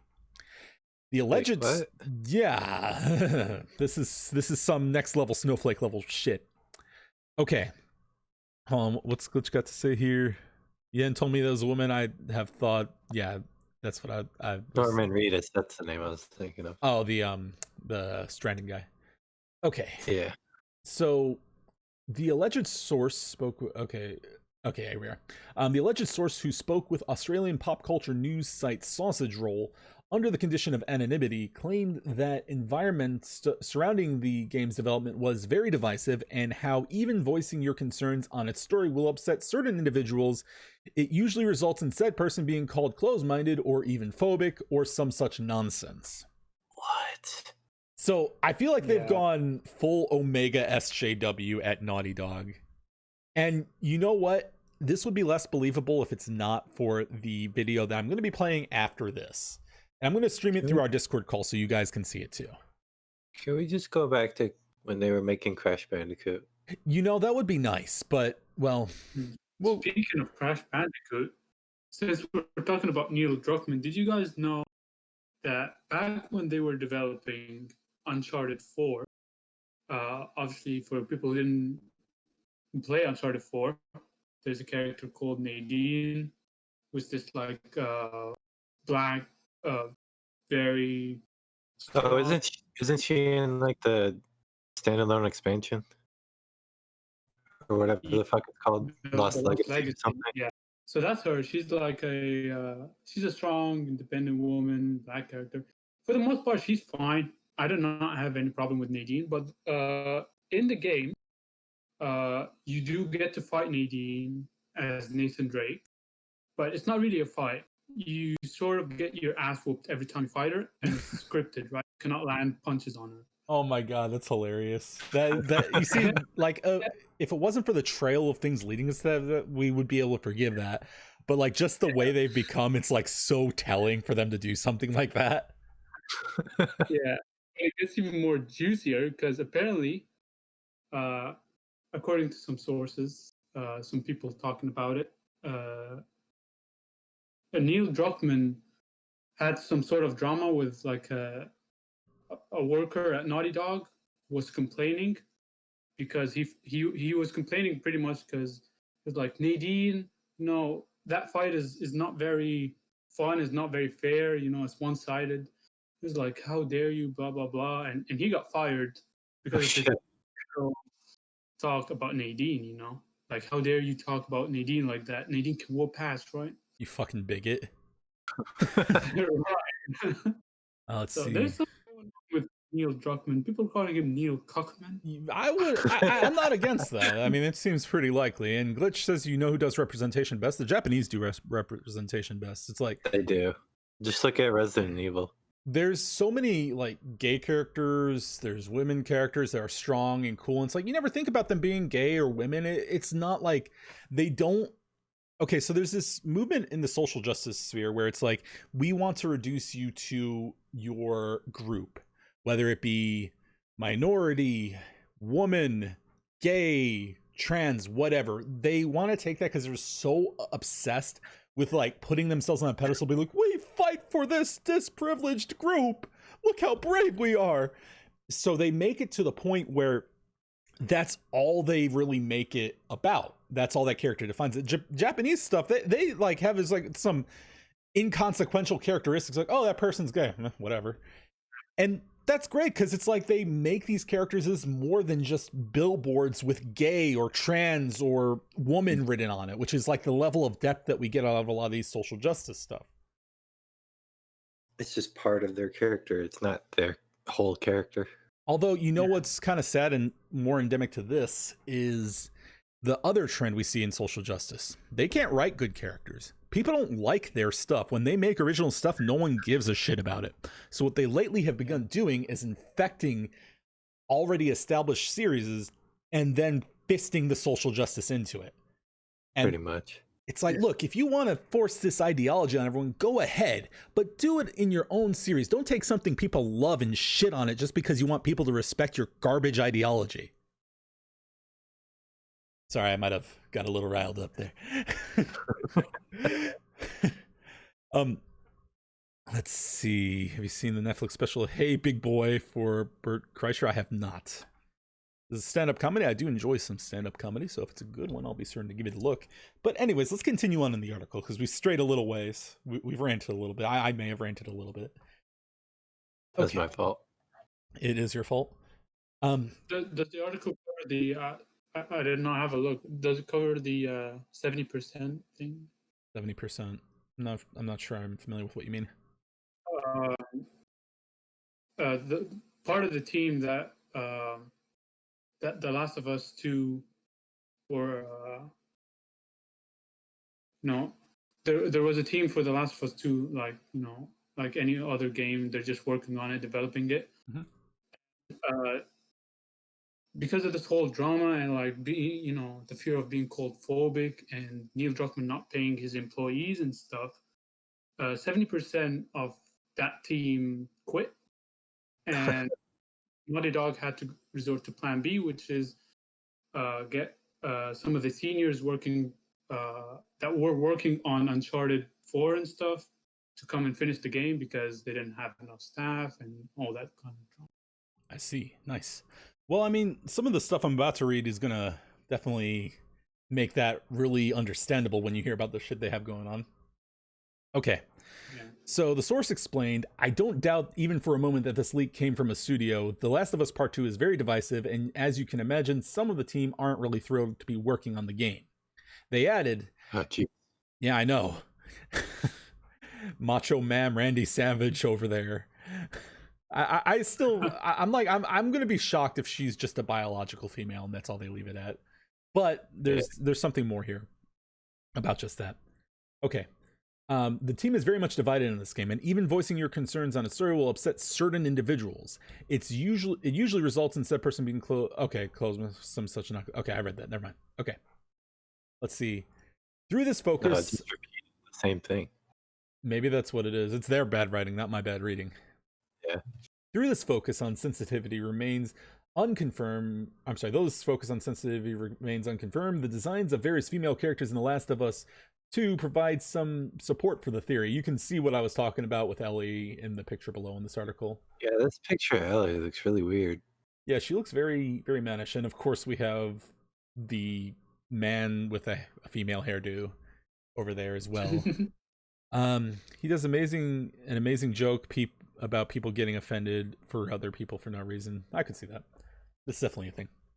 And it even appears that Dina's chest is significantly reduced when compared to her real-life model, Cassandra Caradonna. I don't know who that is. And they have the picture taken down, but I'm not going to show that anyways. Let's see. Sausage Roll has also spoke with a seasoned artist who has worked as a character designer for several AAA games, again under the cover of anonymity, who explained that designing female characters without offending trans players was a point of constant troubleshooting across the industry. This source told them, it's not really about the sexual objectification of women. Women, like men, come in many shapes and sizes. To say that having a big busty woman is unrealistic is untrue. The source added, this is only true for trans people. A trans woman can't naturally grow large breasts, and not all trans people can afford implants. If you see a game where women are a little less curvy, it's not because the game's designer, I don't know why they wrote it that way. It's not because the game's designers are worried about receiving backlash for sexualizing women. It's because they are worried about offending the trans community. Which I don't know. I feel a little mixed on that. For a second. I don't know. No designer thinks that. I wouldn't be surprised if that's a factor at a corporate level. But I also know that like plenty of designers like we're not objectifying. Like the Mortal Kombat shit was all about like they kept typing up about how like the women are dressed like fighters. I really feel like that was more about the don't sexualize women rather than don't get trans people mad. Just why we still don't have Melina. Oh God, you're so upset about that. Everyone. Oh my God. But anyways, they elaborate from a design standpoint. This is a really challenging problem. I've had many board meetings about how to tackle this. Trans people want realistic representation in our games, but they feel excluded if they are represented as too masculine or too feminine. That's why you see a lot of designers nerfing the female form, so to speak, so that the difference between trans women and cis women is less noticeable. There's speculation that Abby's strong build is the result of her being trans, having transitioned from male to female, but as of writing this remains unconfirmed. So it could also be that they're wanting to make her more trans inclusive, which, I mean, if it was just Abby, I'd say, eh.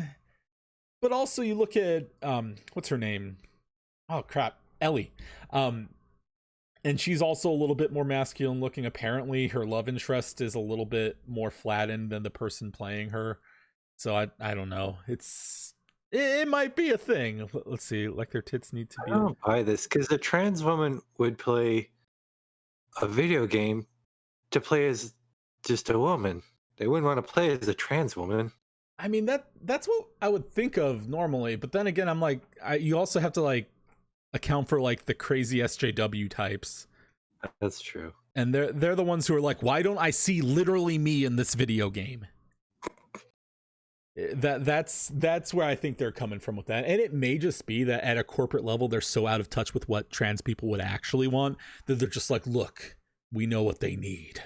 We need their super non-specific gendered body of an ambiguously sexed person as this character. That's gotta be it, because it sounds like the devs don't think that. It's the higher ups. I mean, it's not uncommon for the stunning and brave types, so to speak, to assume what people of certain groups want and then go on a moral crusade over it. So I mean, I would not be surprised if that is the exact situation taking place here. So yeah, that's another thing. Hold on, do I have the actual leaks pulled here? You know what, I've got so much on it. I must have not put in the part about the actual leaks. Okay, so you guys want to talk about the leaks so far? Well, we've got the part about the Christian cult. obviously. What Um, else is? well, Try not to ruin for Moon the ending for Last of Us 1. do you think it's going to ruin the ending? Because I don't think it really necessarily. Gonna ruin it? I don't think it will. I know you put it in- somebody dies. It doesn't spoil the plot. It just ruins the place that the plot is going as of The Last of Us 2. Yeah, I know, but the whole. I don't want to say it, but you put it nicely earlier when you said somebody dies and then the daughter of that somebody is coming for Yeah. Angel, right? So let's leave it at that without spoiling the rest. So Moon gets to play himself. I mean, I'll leave it up to you, Moon. Are you comfortable? If you want to drop out the call, I'm cool with that. Yeah. I don't care. Okay. So are we free to talk about it in full detail? We are free Yeah, to go talk about it in full detail. Yep. I had my chance. Okay, so Do you want to start with do you want to explain the ending, Doc? the For Last of ending for The Last of Us 2, I don't even remember the ending fully of the leaks. I just remember the big point in my mind is... No, I meant the first game. Oh, okay. Well, I mean, that's not even overly relevant to this, but it gives us the precursor for Abby. It's a big problem, and I can explain if you want. I mean, from what I understand, the ending is just the impetus to Abby. So, I mean, I don't necessarily see it as more relevant than just the fact that somebody died at the end of The Last of Us 1. And it was it was Abby's parents. So now she's coming after Joel and Ellie because she wants revenge. See, the problem is with the big problem is in The Last of Us 1, Moon, you will infiltrate the forgot the name of the group, the butterfly group. Fireflies, there we go. And you're not really infiltrating, right? But the fireflies take Ellie to find the cure or whatever. I remember that vaguely from a playthrough I saw.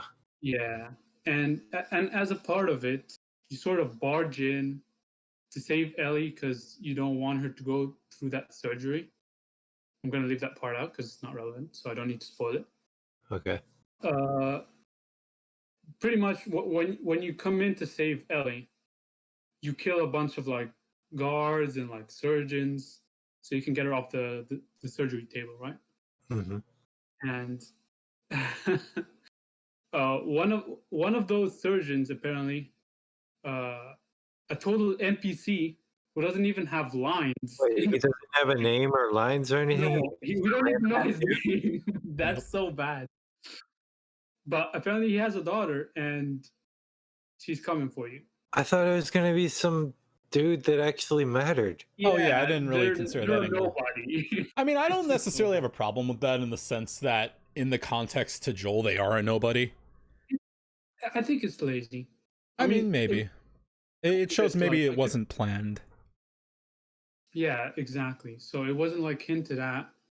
It's sort of like out of nowhere, right? So it's like if in Stranger Things season 3, apparently when Max and Lucas were talking in that arcade, somebody was hearing them outside the door, and now they're the big villain for season 3.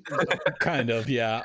So the sticking point with the spoilers, though, outside of the whole like stupid race war Christian cult bullshit, is Joel. Mm-hmm. They kill Joel. They actually killed him? They kill him in a horrible way. Halfway through the game, Abby beats him to death with a golf club.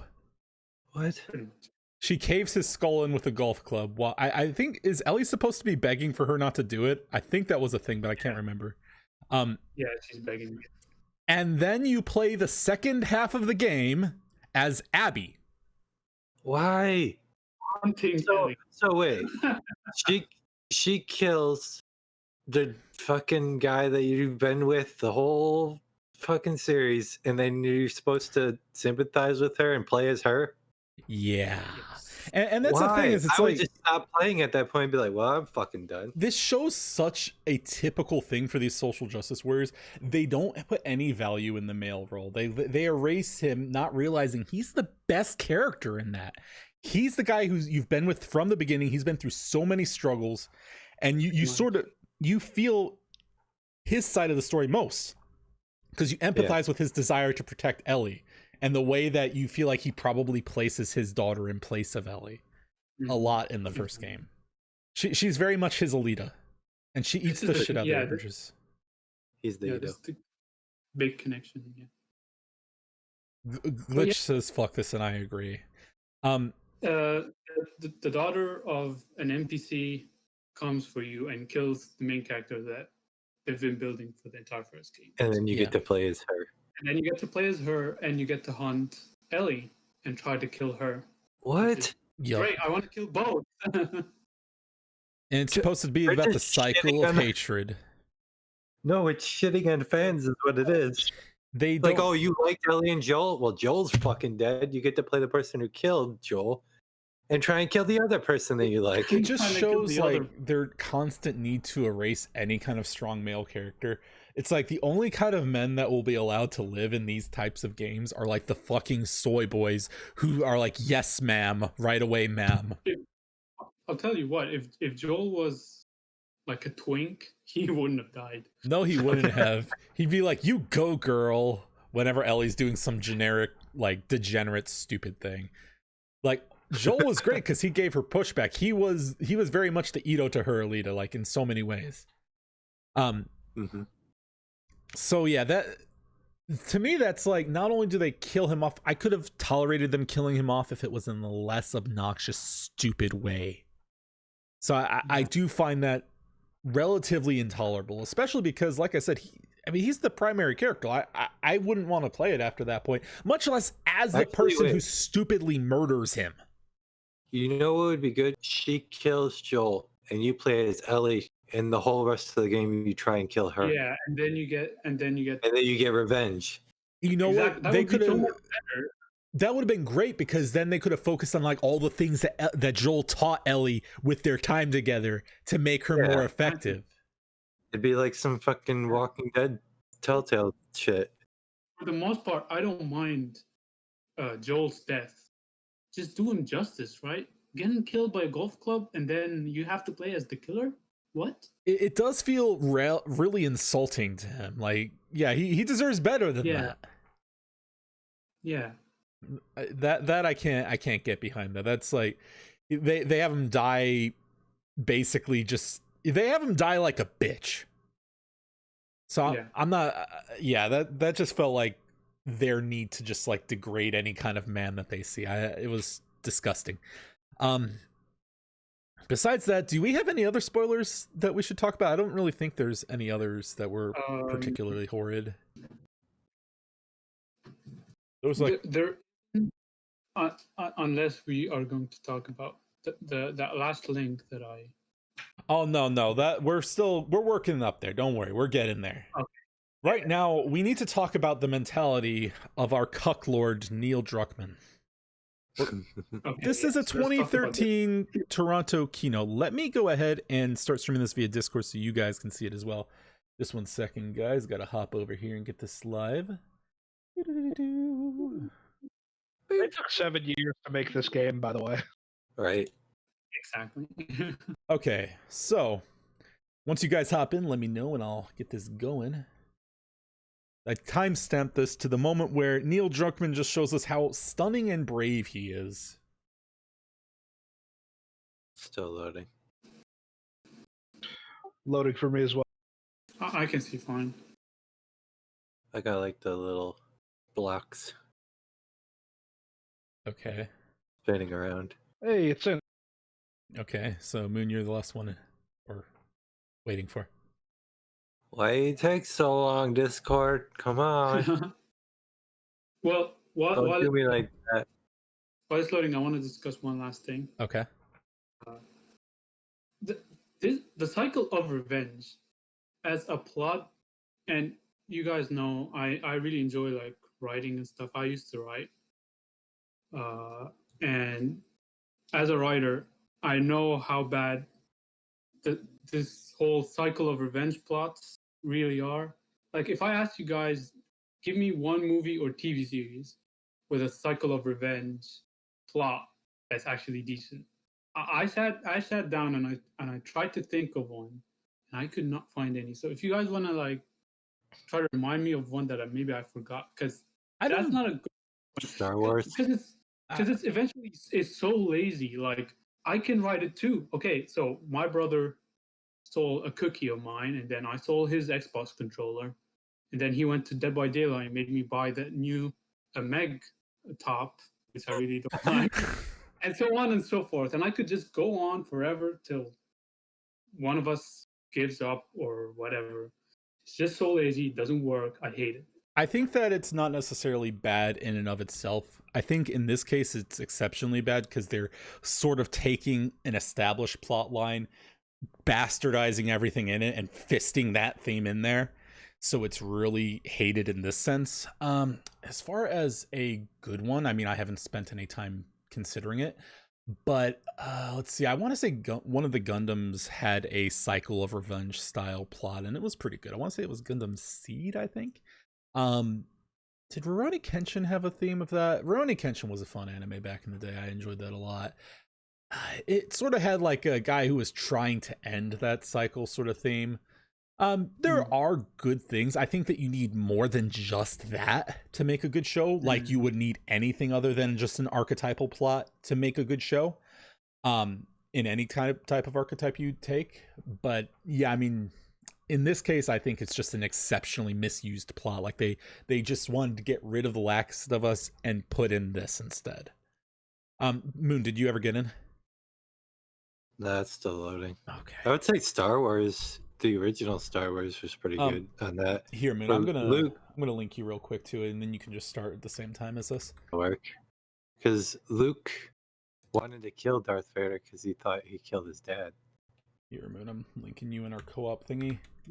It's at 3619. Let me see this. Just let me know when you're there so we can start up.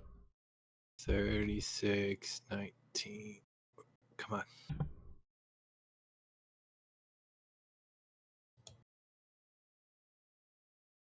Come on. Okay. Okay, ready, set, go.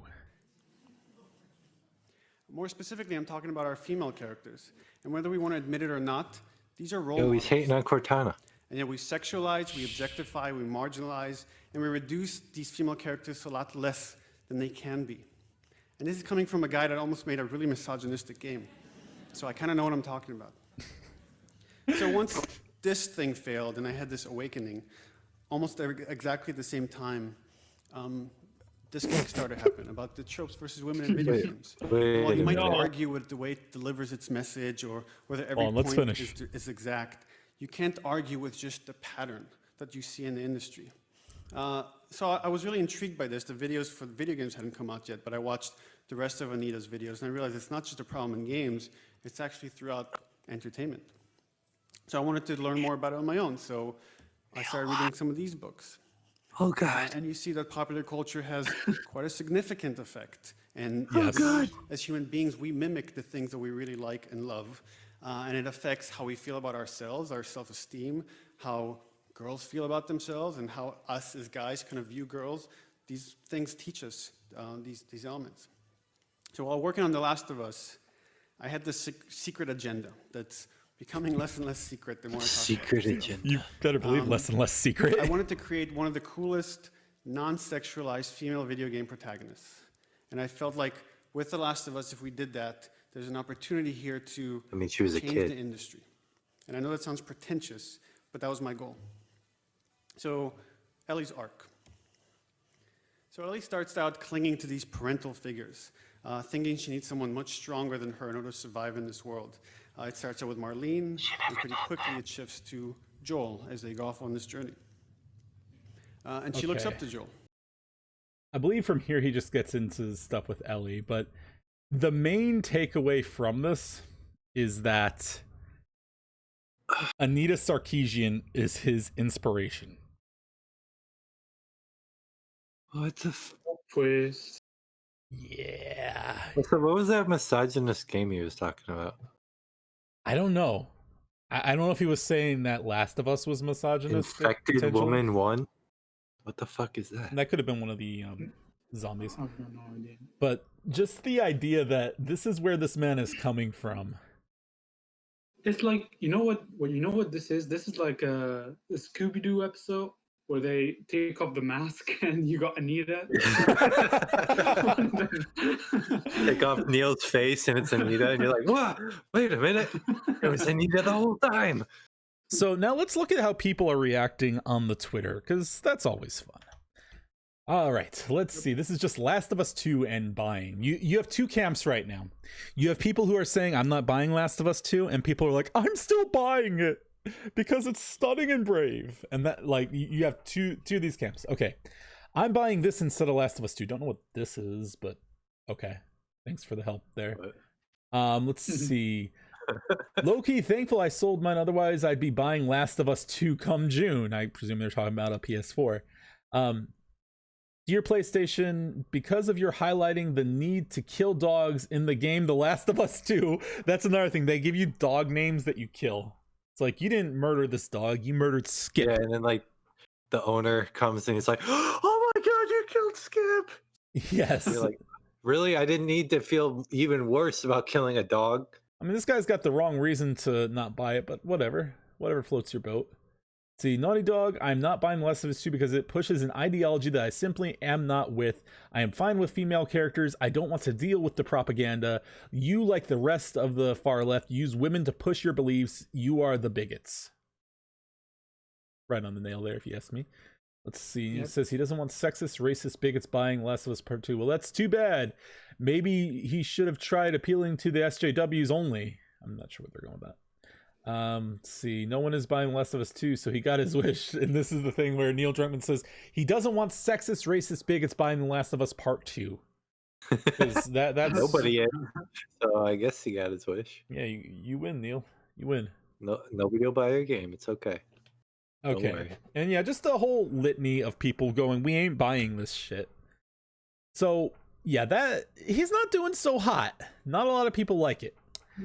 Now, how did Naughty Dog react to this? Let's see.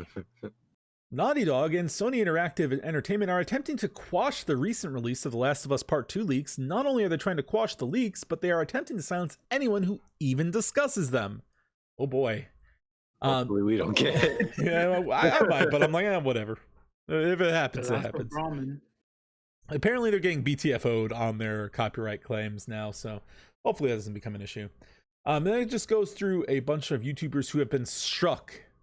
Let's see. He adds, I could not believe that just for showing an image that is out there everywhere. Anywhere that you find right now on the internet, there are people making memes about this ma'am sitting there with the golf club. They're talking about Abby after what she had just done to a beloved character. For showing that image and talking about these leaks, I get a copyright strike.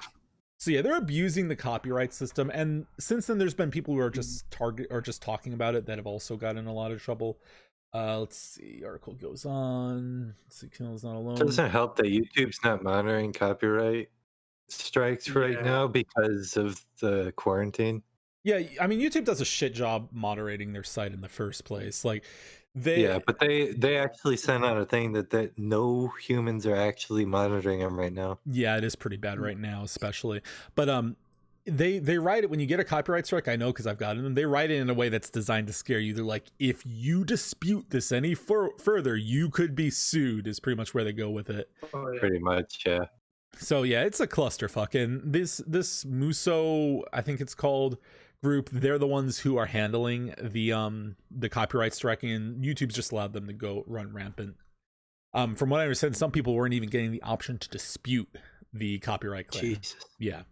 So it's just pretty much, YouTube is always very corporate favored. It's why CNN can talk about terrorist attacks, for instance, but if anyone who's not CNN or official mainstream media talks about it, they get in trouble. They get demonetized. They get the video taken down. It's just YouTube favors the people who didn't contribute to them growing. It's pretty stupid, but that's how YouTube is. But don't worry, guys. You thought that this was actually going to happen? You thought wrong. Because guess what? New The Last of Us 2 plot leaks. Most of what you heard is false. So Oh. it's okay, guys. Don't worry. Yep. It's all cool. This is brought to me. It's all just Zizo fucking with us. Look, just Wow. trust this random Reddit user. Just trust him. Okay. Before we read this, this post was created 4 days ago. Mhm. Right? This account was created 4 days ago. Wait a minute. His name is Regular Tester. A regular tester. Come on. Zizo, are you implying that Regular Tester is lying to us? I don't know. Well, I, for one, am not a sexist, racist homophobe. So, I'm going to take Regular Tester's word. Okay. There's lives matter. Look, Joel lives matter, but not to Naughty Dog. All right, so as someone who has played The Last of Us Part 2, I'm here to clarify a few plot details about the game. I'm not going to answer any questions, provide any more plot details, or tell you how I'm affiliated with Naughty Dog. What you read here is entirely up to you to decide whether or not what I say is true. Try to use the trailers and leaked videos as reference to confirm the story. Bullet point like one. Point one is my favorite. Here it goes. There it goes. So this already, as you guys can tell, nobody's gonna buy this bullshit. Zizo. So made up. It sounds like, I could have written this too, to be honest with you. Wait Look. a minute. I think Zizo wrote it. Zizo, The fact- did you write The this? fact that no, I didn't know but that the you fact- worked at Naughty Dog. they're not answering any questions. They're claiming that they're affiliated with Naughty Dog. They're saying I've already played it. Okay, and then some people are saying, okay, calm down, all right? It's probably a dev trying to save the game. It's not bad, right? Well, why would a dev release some more leaks, right? So that whole thing is flawed.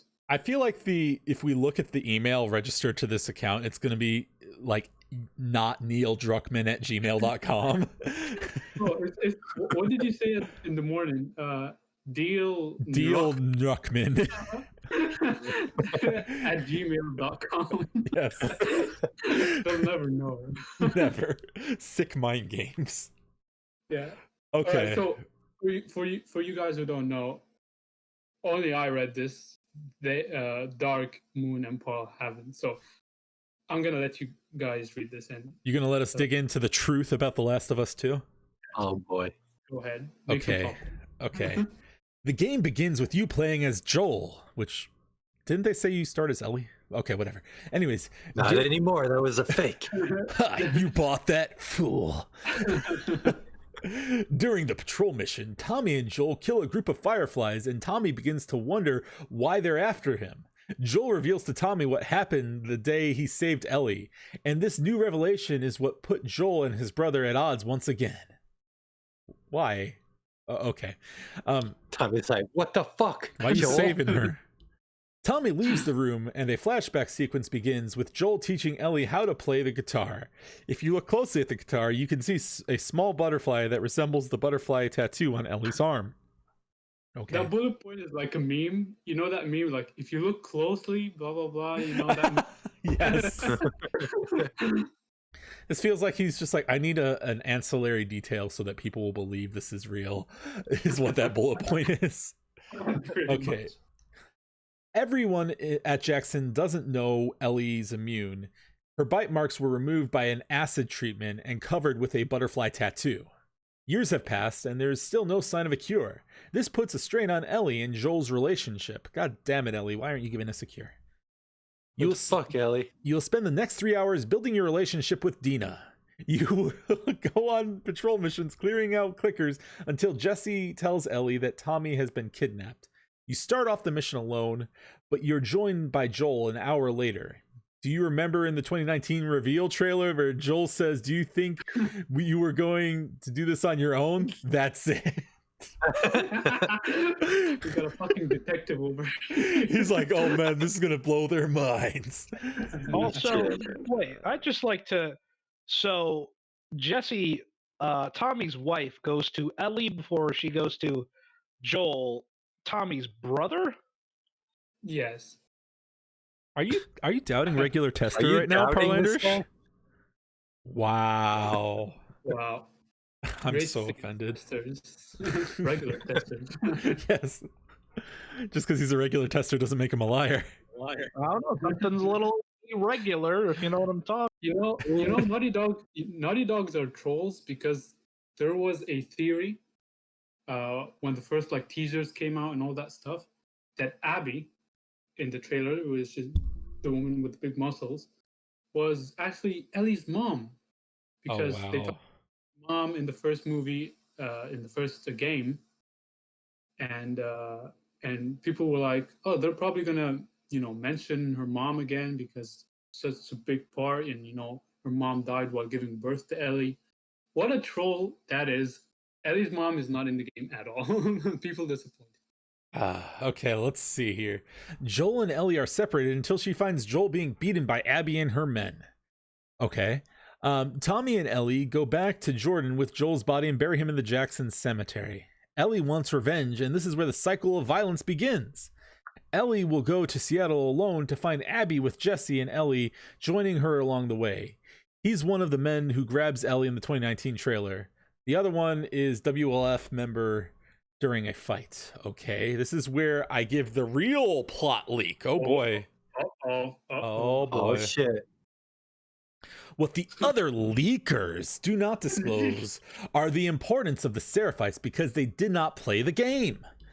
Ellie must cross Seraphite territory, and they will mistake her as a member of the WLF, aka Wolves. Ellie will be captured and escape by killing one of the leaders of the religious group. You attempt to rescue Jesse, but he dies shortly after. Ellie and Dina will continue their journey to find Abby. Many WLF members are killed by Ellie, including Abby's boyfriend. Ellie will... my God. The cycle of hatred. I don't believe Abby's it's like, oh, again? I mean, maybe the It's boyfriend my wanted dad, not my boyfriend. Look, I've seen Abby, so I mean, her boyfriend may have wanted to die. But moving on, Ellie will have flashback scene with Joel. This will take an emotional toll on Ellie and those playing the game. Are you just presuming this is going to take a toll on... Okay. WLF members will find Ellie and Dina, and you will take everyone out before you fight with Abby. You will switch to Abby right before she fights Ellie. You do not play as Abby halfway through the game. You will only play as her for only 4 out of the 6 remaining hours of the game. Her chapters are much shorter than Ellie's. Her story begins with a flashback with her father and quickly cuts to her killing Joel with a golf club. It's from her point of view, and the next 3 days will take place at the exact same time as Ellie's. Other leaks say that you would spend half the game hunting Ellie. This is not true. Why are you lying? Okay, let's stop here for a second. Okay. So, what is this supposed to do? Like, make us buy the game? Like, oh, okay, thank God. I thought I was going to play Abby for half the game. It's only 6 chapters. It's like they're making the game. Everything's cool. It's like they're making really minor points because they know they can't alter it too much. So like, look, it's not as bad technically. Yeah. It does sound slightly better, I guess. And this is why this whole article is a joke, because the title of this article, may I remind you, is most of what you've heard is false. So far, everything that we've heard is actually true. It's just they're adding like small bits of context to the story, but I'm like, it's still the same story. Pretty much. It's like, look, Abby also had her men when she murdered Joel with a golf club. That's different. That's different, bro. Let's see. Oh, let me go back. Where was I? Okay. If Abby wanted to kill Oh yeah, if Abby wanted to kill Ellie, she would have done it right after she killed Joel. Abby makes it back to her base to spend time with her boyfriend that she totally has. Abby runs off to save kids until she's captured by Emily, a member of the Seraphites. I don't know. She's Abby's so kind. Oh look, she's saving kids. She's the best. Oh, she's just like, yeah, I just murdered the fuck out of Joel. What? Jimmy's stuck in a well. Fear not. Then like Ellie's killing dogs and you feel real bad, but then you switch to Abby and she's saving the dogs. So you find out that Ellie pushed Jimmy into the well. I mean, it falls smoothly into the narrative of SJWs, Yeah. so it makes sense. Okay, so the Seraphites are about to hang her until she's saved by Lev. Okay. You will find a medicine and amputate Yara's arm. Fuck is Yara? I have no idea. Why do we care about her arm? I don't know. Abby will find out about her boyfriend's death. This is when she will go look for Abby. Oh shit! Abby will She's go gonna look for Abby. herself. She must. I presume Abby's they mean going for Ellie. Abby. Abby finds Ellie in the theater and beats Dina and Ellie nearly to death. You play as Abby because Ellie must lose the fight. Ellie and Dina leave and try to live. I would imagine Ellie would lose that fight. You saw that muscle mass. I'm just saying. Also, they misspelled lose. Why Oh, is it they a did. must? Why is it a Yeah. must that she lose? I don't know. So, yeah, why They're would trying you to want to sympathize. play as Abby to beat Ellie? Seriously. Why would anybody want to play that? She saves kids, guys. What are you talking about? She saved kids. That's her redemption. I feel like we need a superhero cape for Abby. Okay, let's see. Ellie is having a hard time dealing with Joel's death, and Dina with Joel's jacket to hunt down Abby. Okay. Wait, you skipped the Ellie and Dina leave and tried to live on a farm to raise Dina's to baby. raise Dina's baby. So Where'd she get a baby? doesn't she have a boyfriend that Ellie cucks her out of? Yeah. So Jesse is Dina's boyfriend / ex, and he gets her impregnated, but then he dies. So Ellie and Dina are going to raise the baby. Clear the way, toxic But males. how did they get away from Abby? Okay, well, Well, it says that Abby lets them go, which is inconsistent because why would she kill Joel and then be like, you know what? I'm gonna stop there. You guys can go. because obviously Joel is a toxic male. Duh. Let's say that me and Moon are fighting, right?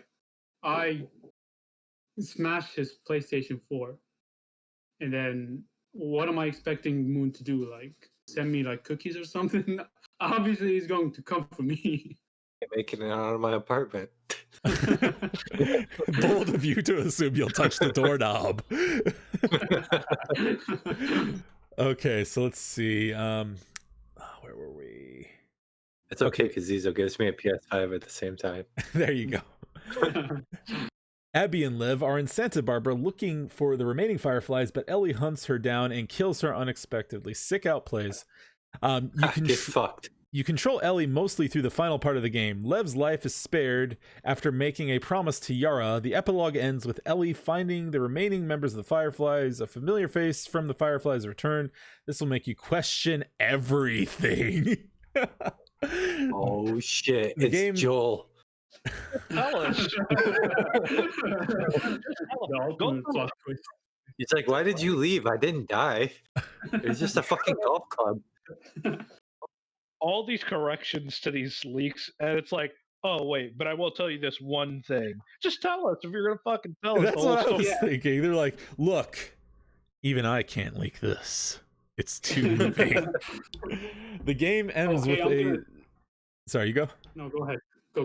Okay, we're almost done anyways. The game ends with a Seraphite killing Dina. This is the cycle of violence that never ends. But let's Yes. let's touch on the edits real quick, because the edits I can see are already funny. Edit number 1. You don't have to believe me. You'll get your early gameplay impressions in about a month from other people on Reddit. Edit number 2. Uh-oh. I'm only here to clarify the leaks. Testers are broken down into small teams. I will not say which team I'm associated with. You will hear about early impressions early next month after the game goes gold. Look, I want to talk about this last line. Yes, a Seraphite killing Dina. Right. Yes. Naughty Dog, infamous studio that is willing to put its fucking neck on the line to kill a pregnant woman that is also a lesbian. Pregnant, yeah, fuck? pregnant lesbian. Wow. All I hear is stunning and brave. Stunning and brave.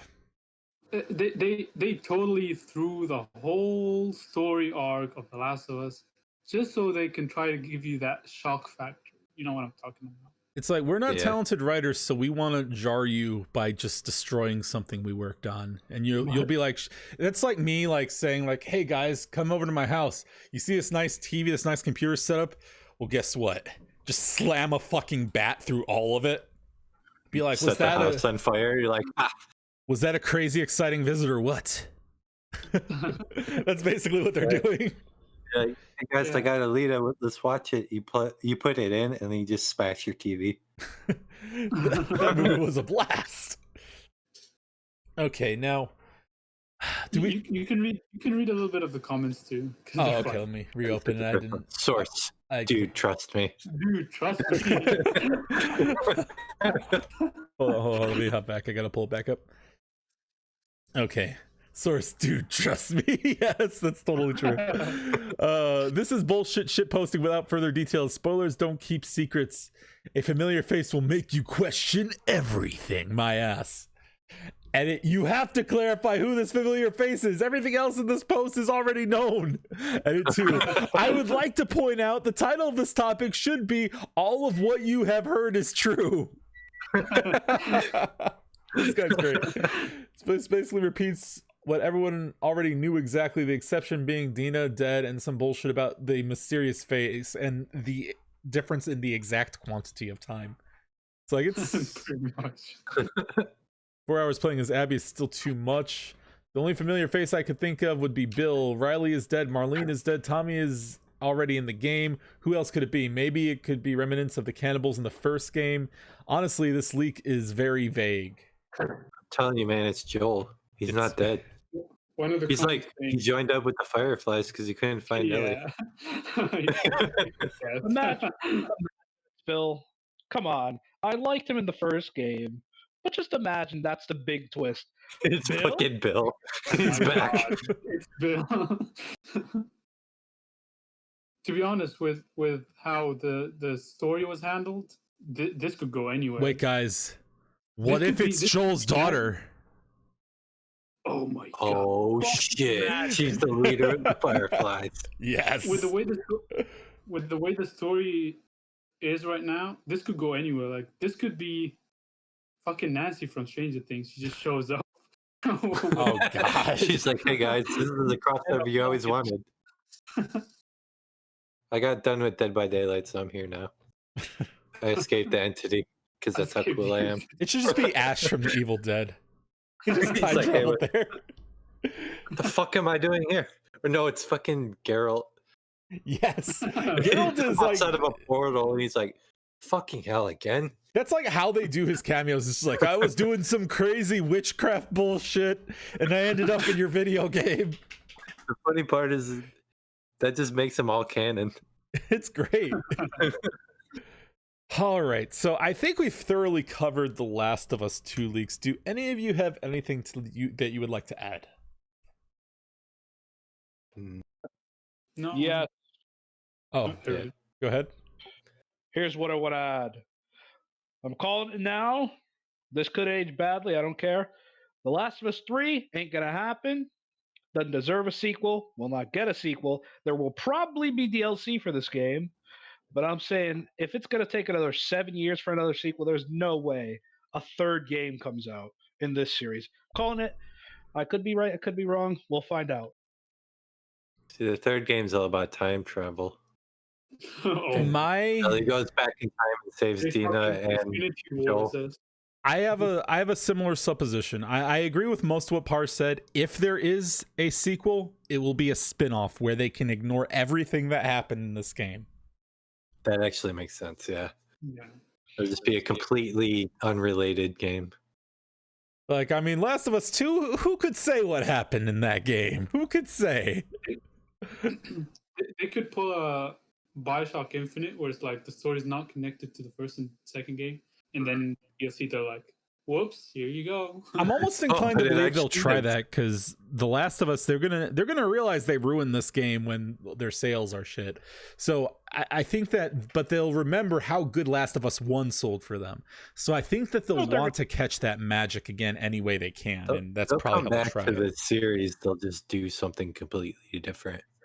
That, or they're gonna go back in time because they're gonna realize how bad they fucked up with Joel, and it's gonna be Joel sometime in the middle of his life after Sarah died. And I'm saying probably bringing back Tess. That's true. They could have a prequel. Maybe. I guess, yeah, they could. I guess until then, we've just got another beloved series ruined by social justice. If the Yeah. director is Neil Druckmann again, I doubt anybody will. Yeah, they're gonna have some faith to win back if they're ballsy enough to try. All right, guys, I'm gonna be right back because my dog needs to defecate. So give me one moment and I'll be back, and then we'll be getting into orcs are racist, guys. You fucking A naughty bigots. dog. All right, I'm get out of here, folks. All right, Okay, thanks for bye. stopping by, Par. I believe you got to go too, Zizo, right? It's been fun. Oh yeah, it is 3:20 now. All right. Well, I appreciate both Par and Zizo being here. Good hanging with you guys. Bye. Yeah, And I'll lurk and continue listening to the rest of the podcast. But yeah. I'll see you Cool. guys. catch you later. All right. Bye. Anyways, we'll be right back after my dog finishes peeing. Yay.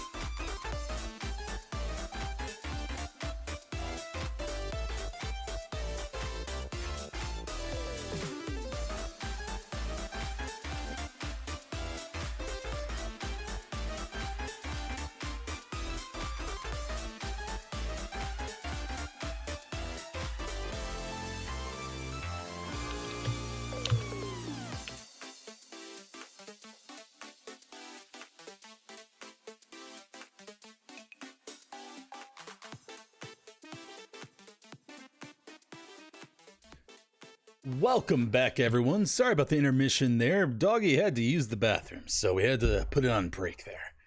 Anyways, me and Is it a naughty dog? he was no, he wasn't a naughty dog because he repeatedly booped me with his nose, and that's how I know he really has to go. Welcome in, Okay. Ali and Zizo.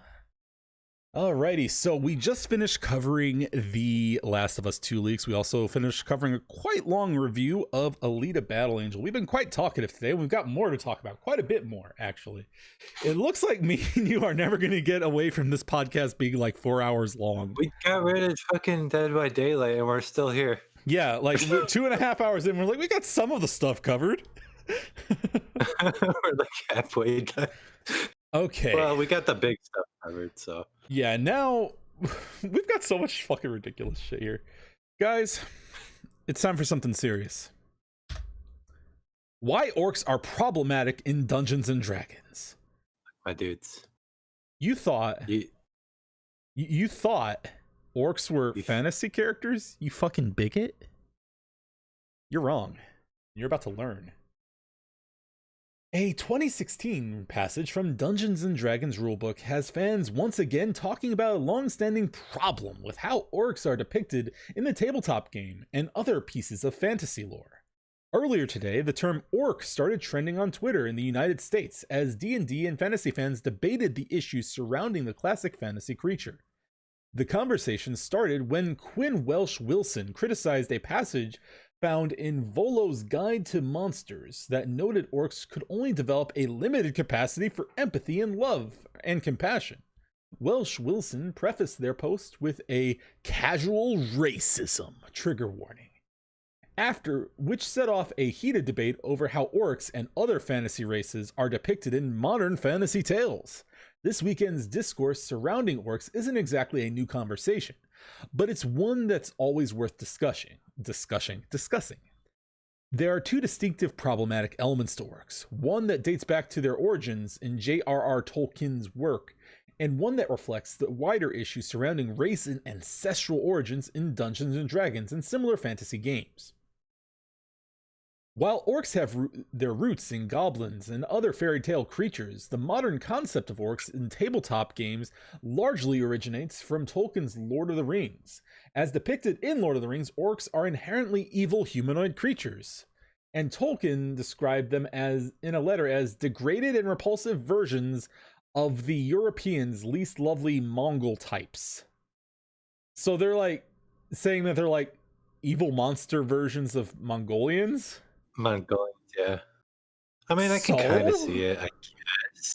I mean, if I were to say this is like some sort of evil monster version of a white guy, would that be racist? I don't feel like it would.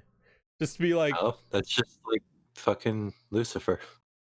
Yeah, exactly. It's like, well, most biblical figures, and that would include Lucifer, are depicted as white guys. So I mean, no one's like, Satan is problematic. Satan is racist.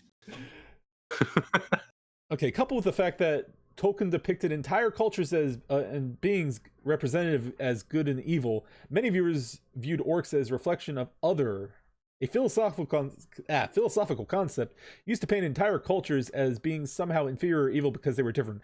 These are fictional cultures, I want to mention. These are beings that are created by Saruman out of dirt to do his will, which is in favor to Sauron, who I forget what the fuck he's a bad dude. They're literally created just to do evil things. But like that's the whole point. That's their whole purpose. It's like, this is not like, okay, look at this. They want to say that that's racist, and later, well, we'll move on for now. There's more. Wait a minute. Let's see. So it's not okay to have evil orcs, but it's okay to have evil Nazis. Yes. Okay, this goes on just talking about the nature of orcs, and it's kind of tedious. Let's move on, though. I got the guy who started it all, Quinn, WW Quinn. Casual warning, blatant racism. Yeah, I'm in genuine awe that this shit came out for this edition of D&D. Holy shit. Role-playing an orc. Most orcs have been indoctrinated into a life of destruction and slaughter. But unlike creatures who by their very nature are evil, such as gnolls, it is possible that an orc, if raised outside of its culture, could develop a limited capacity for empathy, love, and compassion. No matter how domesticated an orc might seem, its bloodlust flows just beneath the surface.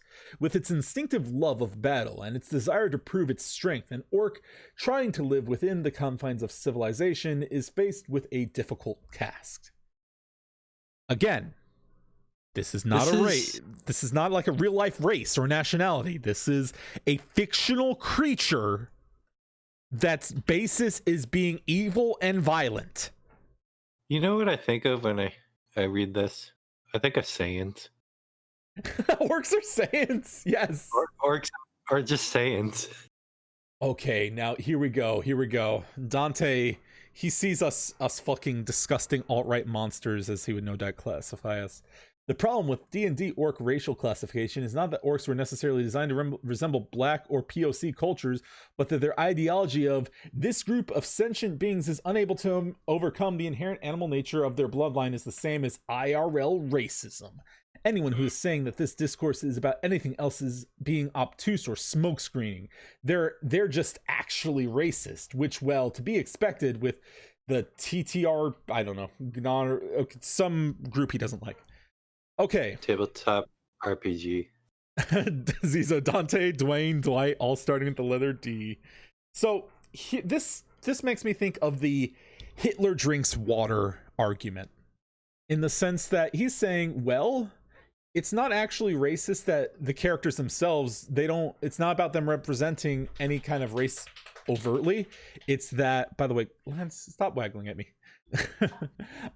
It's about them using the same descriptors as a racist would use to describe a race they don't like. And to me, this feels like the Hitler drinks water fallacy, in the sense that fallacy is, you will often hear people obsessed with social justice be like, this racist did this, so if you do this, you're racist. So wait, they're mad that fictional characters are racist against fictional characters? Not even. It's just that the description is the words a racist would use to describe a race they don't like. It's like, well, guess what? We don't view that. We're not racist like that. We don't view that as a thing. So maybe we weren't thinking about that, because like I said, it's basically the Hitler drinks water fallacy. Hitler drinks water. If you drink water, you're just as bad as Hitler, is basically what I'm getting from this. It's so backwards that they're like, we must live our lives making sure we don't do anything that mimics anything a racist does, including their actions of racism, in a different context. The context doesn't matter. If we have an inherently violent group, which is a non-human fictional character, and you describe them that way, obviously you're referencing groups that we don't like, because that's what you do. I mean, that's how they see it. It's like I feel like you have to have like negative views of minorities so stapled into your mind that you hear that and you're just like, oh my God, orcs are totally black people. They're super racist, but they don't want to admit it. So they're just like, wait a minute, this reminds me of my own racism. But I can't say that, so I'm just going to say this is racism. It's like, Dante, I hate to break this to you, but we didn't actually think of orcs when we thought of we didn't think of black people when we thought of inherently violent, unable to raise above their base nature groups of people. I'm sorry that's what you think of when you think of those things, but I mean, we're cool like that, I guess. Now look at this guy, Dawnbat KMT, Swamp Witch. Orcs are trending for shit reasons. So let's get it out there, fam. Orcs are hot and can be anything you want. Oh yeah. Sorry if I love that these are images from ESO. I thought it might be something like that. Let's see. Wizards, barbarian, orcs are like every other fantasy race and can be super diverse. Stunning and brave. Here's the problem here. This is ESO. ESO orcs are completely different from Dungeons and Dragons orcs. Hold on, let's see here. Oh man, where is it? Did he hide the replies? Oh wait, here we go. Show replies. There's a really good reply here that I want to find here. Orcs lack the basic intelligence to be a wizard. What the fuck? Get outplayed. Get outplayed. That's pretty great. Now here we go. Basil. Let's see. I didn't want to get onto this discourse, but I will. I presume he means discourse, but you do you, Basil. You're cool like that. I hate to say it, guys. In pop fantasy, orcs are racist caricatures of black people, among other things, such as East Asians, First Nations, and I've been saying it for years. If you don't see it that way, that's fine. Read, you were blind to it. But I've seen way too much of it in orc roleplay spaces, and the portrayals of orcs in fiction too, and the parallels to the ways racists talk about think about people of the global south, black people are portrayed as huge, strong, violent, and mentally less capable than white people, destructive, invasive, corruptive as if by nature, not to mention as slaves or servants, usually to a dark master, never creating anything of their own.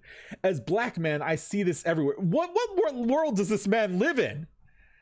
He lives in a dark world. He's just like, this is just like the black experience, being enslaved by a dark master.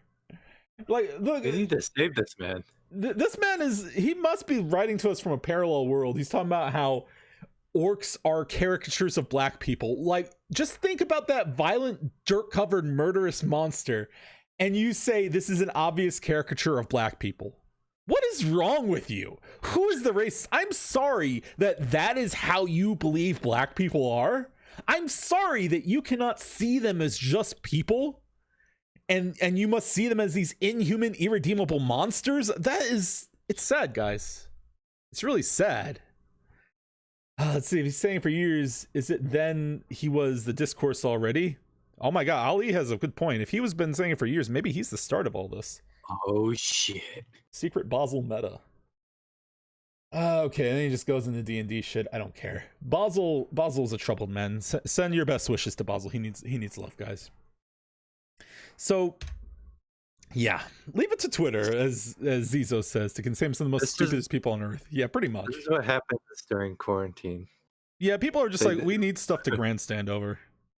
But here's the thing. I think people are getting...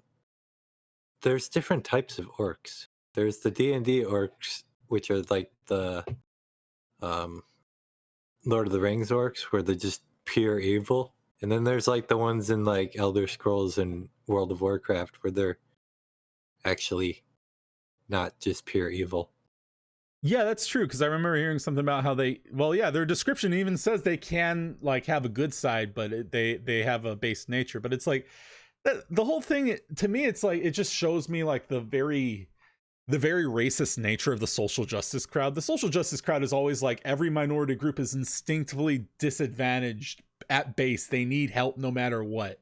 It reminds me of the soft racism of low expectations, is what they call it, where it's basically like, look, this minority group, they need help.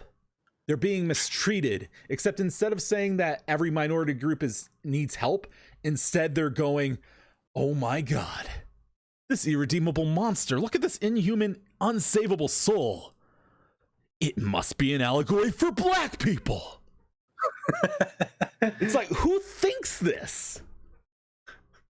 I never looked at an orc and I was like, oh my god, this is just like fucking racism for blacks. Oh my god. So I mean, in World of Warcraft, the orcs are slaves at one point, and then they break out of slavery, which is a great thing. It's actually really cool. It's part of their like story and shit. And like, I'm sorry, but like this may be a bit controversial. I know there were a lot of black people who were enslaved. It's not like black people have a monopoly on slavery. Slavery was a worldwide trend. Everybody was slaves. Yeah, it wasn't just black people. Yeah, it was everybody.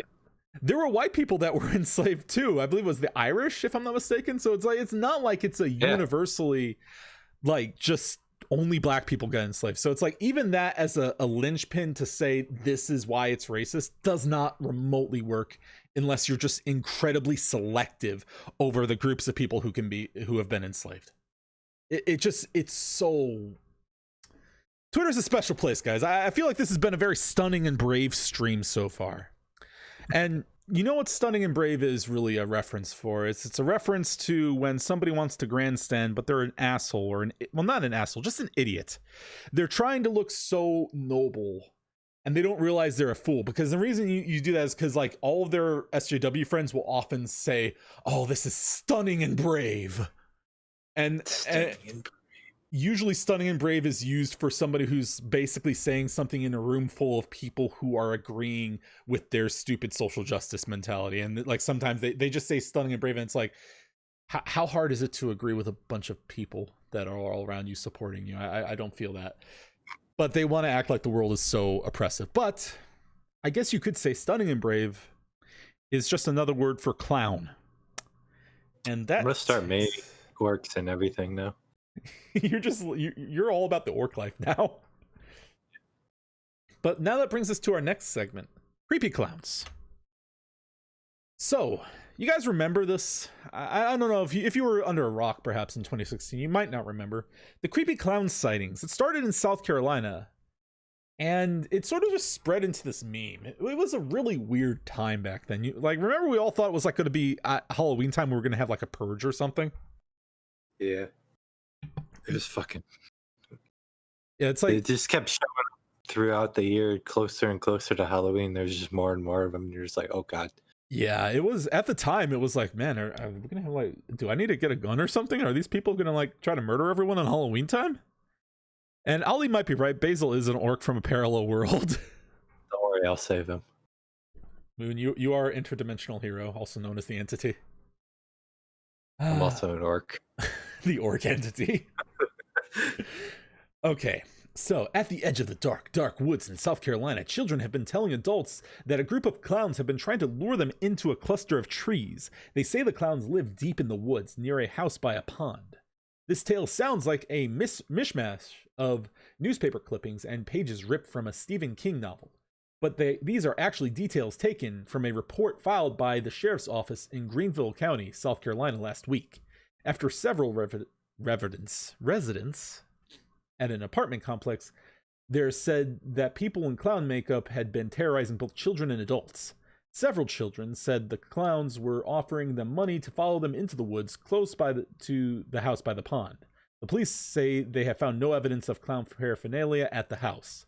A woman walked home late one night, said she'd seen a large figured clown waving at her from under a streetlight. The police said she waved back.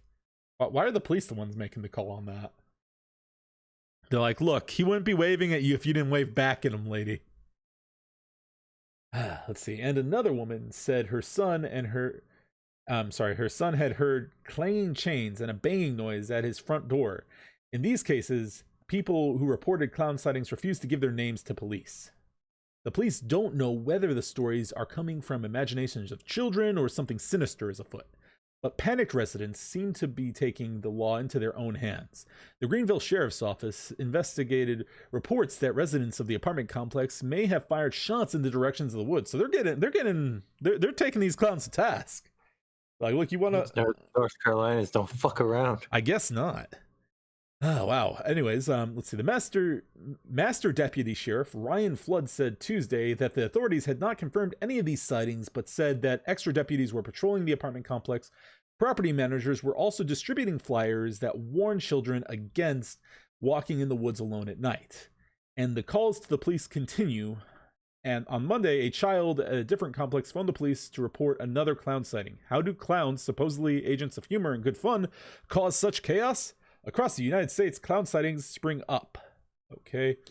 Let's see. The pranksters, viral marketing, and criminals may be taking advantage of a cultural fear of clowns, with examples including Mr. King's It and John Wayne Gacy. I promise you guys, I do know how to speak. A serial killer who dressed as a clown. But Stephen Schultzman. This is all about Stephen King. David King is Stephen King's avatar. Always bet on the king.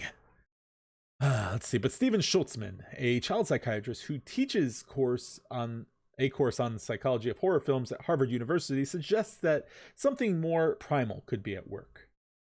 Okay, humans are built to, and this is just like, oh yeah, clowns are spooky. So these were interesting times. I found some videos of these clowns, and man, I don't know if the stream was lagging earlier or if we were having any issues, because I just noticed my bitrate is 1,000,000 times better now that I've got more windows closed. Okay, so just to give you guys, Discord was lagging for me, but I think it was fine in the stream. Okay, good. All right, so yeah, we've got a couple different clown sightings just to give you guys examples of the shit that was going down. You see anything, dude? No. You got these guys just wandering in the woods. Yo, I fucking heard something back there.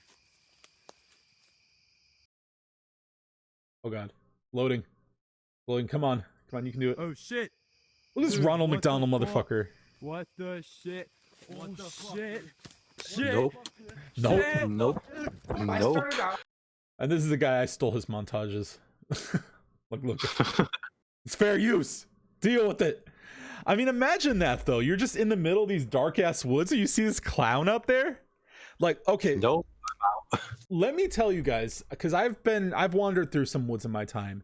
It is scary when you encounter anyone in the woods. Because you're just like, who the fuck is this guy in the middle of nowhere? What's he up to? There's no one who knows where you are. There's no accountability for anything that happens in there. The guy in the first video sounds like me. Are you assuming that Moon is not all of these people, Zizo? Is that what you're fucking doing right now? It probably was me. It's like, that shit is scary in of itself. Like, it's easy to like take yourself out of the position because we're obviously watching it, but that shit, yeah, like just a normal person seeing them out there at that time of night. No, fuck that times a million. Nope. Okay, now we got these guys on the road. It's just a normal day on the road. What the fuck is that? It's like, bitch, you honk at me? Dude, get out of here. Go, back up. I like the way he slowly turns around. He's like, you pulling this shit on me, bro? You pulling this shit? He's just going. Oh my god, dude. He's like, I'm gonna go in my corn. Good day, sir. No. Don't go forward. You guys stupid. Like that they're backing up. They're like, no, we going. Road trip Going back. canceled. Step on it. Go, dude. No, I got it. It's fine. Go. I got it. Oh my god. Look at him. He's like, bitch, I tricked you. Advanced mind games. So I buy this one. I like, there's a lot of question of how much of this is real, how much of this is a prank on the viewer, so to speak. This guy, this is advanced mind games. He like moonwalked them right there. And he's like, bitch, get outplayed. If Survivor didn't have sprint bursts with this fucking Jeep here, he would have got him. We teabagged the clown, but he has no head and Bloodborne. Oh my god. Yes. Get out. Outplayed. All right, we got more though. We got more. Look at this shit. This shit is really spooky. What the fuck? Just driving in this like fucking truck yard or whatever. I think it's like a gas station or something. It's hard to tell. It's What are like you some sort of doing? desert area, but look at that shit. Fuck that. Nope. The best Nope. part right there is he falls off and gets run over. Oh my god, but then this one. Oh my god, this one. This is so many levels of nope. Ring doorbell cam. This is like what everyone thought was going to happen to them in the creepy clown epidemic right here. This is why I never want to get a fucking doorbell cam. Man, I could make a next segment. I'm going to make a segment about the creepy things people have seen in Ring doorbell cams. You see some creepy shit in there, like legit disturbing shit. Hey there. Yeah, that's a sharp object there, buddy. Okay, well you go there. Please stop touching my doorbell cam. Good day, sir. You good? So obviously, Go away, weird comb over man. No one's talking to you. So Go back to Bates Hotel. this whole episodes that we were seeing caused Penn State University to form a mob of people hunting clowns. All of you. And this is what you have here. I want you to know. Wait, I'm getting there. No matter where you come from, no matter your color, your religion, your creed, Even if you're an who you're orc. voting for, we can all agree on one thing.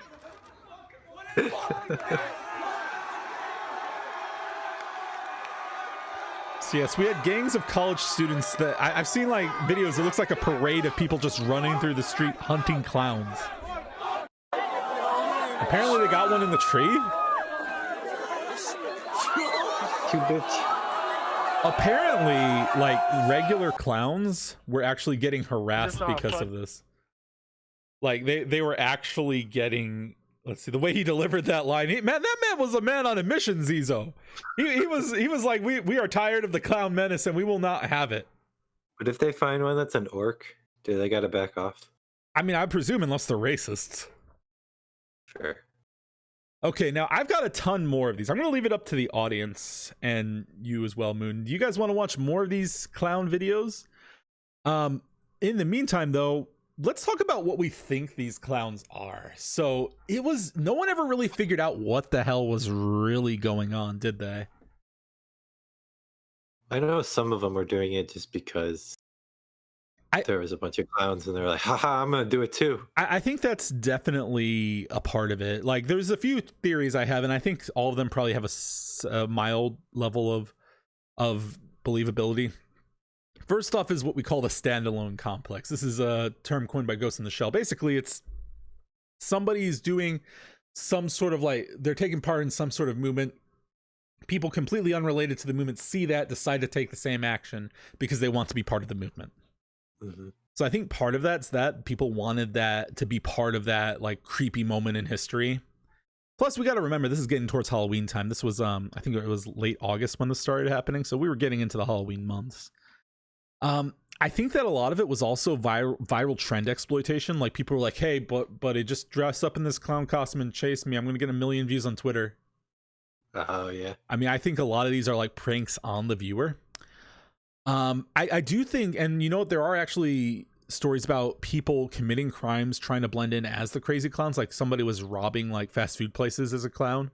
So I do think that, like, bad elements were mixing in there, using it as camouflage almost. And I think the last thing is just like people wanted to spook some people. Halloween time. Fuck it. So I do think the troll factor plays a role. What do you think, man? Well, I know my coworker, or I think it might have been her sister, encountered one at like the grocery store or something at night. It was just some stupid ass kid. It was just some kid trying to meme around. Yeah. So there were clowns like that where they were just stupid kids. They saw it and they were like, "Oh, I'm gonna do that too. It's funny." Yeah, I mean, and the thing is, it's funny until somebody, because I mean, there were all kinds of videos about clowns getting beat the fuck out of during that time. Because I mean, you start making people feel like you're coming at them, they're gonna resist you. They're gonna go after you. And my coworker's sister like bitched him out because she had a kid there, and she's like, "You're scaring the fucking kid." Yeah, and it's like the I remember that like I said, there were all these stories about how the oh shit, what was it? How like just regular clowns were being harassed and like rocks were being thrown at their windows and shit. Like they were getting not assaulted. Well, maybe they were assaulted. I don't know, but they were getting harassed. And they're just like, we're just regular clowns. We just like working at birthday parties. Man, that fucking sucks. Yeah, it's really fucked up. All right, let's see. You want to watch a few more? We can watch a couple more. Okay. Bro, I swear to God, bro. I haven't seen these ones, so we'll see. Y'all see that? Y'all see that? Hell Bro, no. bro, what is that? Bro, there's a fucking clown in the street. Oh, shit, bro. Go reverse, bro. Get out. No, bro. Hey, what the fuck is he on, bro? Hey! Get out of here. Hey, what the fuck? Man, he coming for your ass. Hey, Oh boy, he got a bat. You gonna get you guys. Ronald's Oh, sick of shit. your shit. oh my God. You see, some of the, like, a lot of these you can tell are probably fake. That one I kind of feel like is bullshit. They're all kind of just having fun there. Okay, this clown's just wandering around in a parking lot. Oh, dude. Oh god, that's scary. Like how he just breaks into a run suddenly. Like you don't even think he knows you're there. Wait, where is he? I don't see him. Let me enlarge this a little bit. Alright, so I got a message from this nigga that I don't fucking know on fucking Instagram saying he was gonna meet me here at Bill's. Okay. But I don't see shit. Okay. Where my clown at? Oh god, he's gonna come out from the pillar, I bet you anything. Oh shit! Fuck! The fuck, look at that shit right there. What? Look at that shit. What the fuck is that? I don't see it. Oh, right there. What the fuck? Man, why are you harassing this clown? What the fuck? Oh my fucking god, dude. This just feels like a random NPC or something. Just sees an NPC. So, what the fuck is that? This is like a rare merchant or something. Fuck that nigga! Fuck that nigga! Bruh. Bruh. Bruh. Bruh. Oh, you can't say that. That's racist. Yeah, it's gendered language. Very Oh, offensive. shit. What the fuck? Bruh, I'm out, bruh. I'm out, bruh. Okay, we'll do this one. This will be our last one.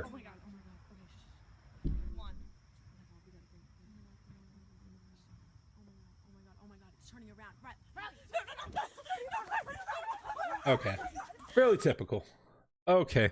I think that goes a lot to show you just like you don't need like something paranormal or unexplainable to be creepy or weird. It's like we have that just in reality normally. Like reality is plenty creepy and we're weird enough to creep each other out. We don't need no help from no ghosts.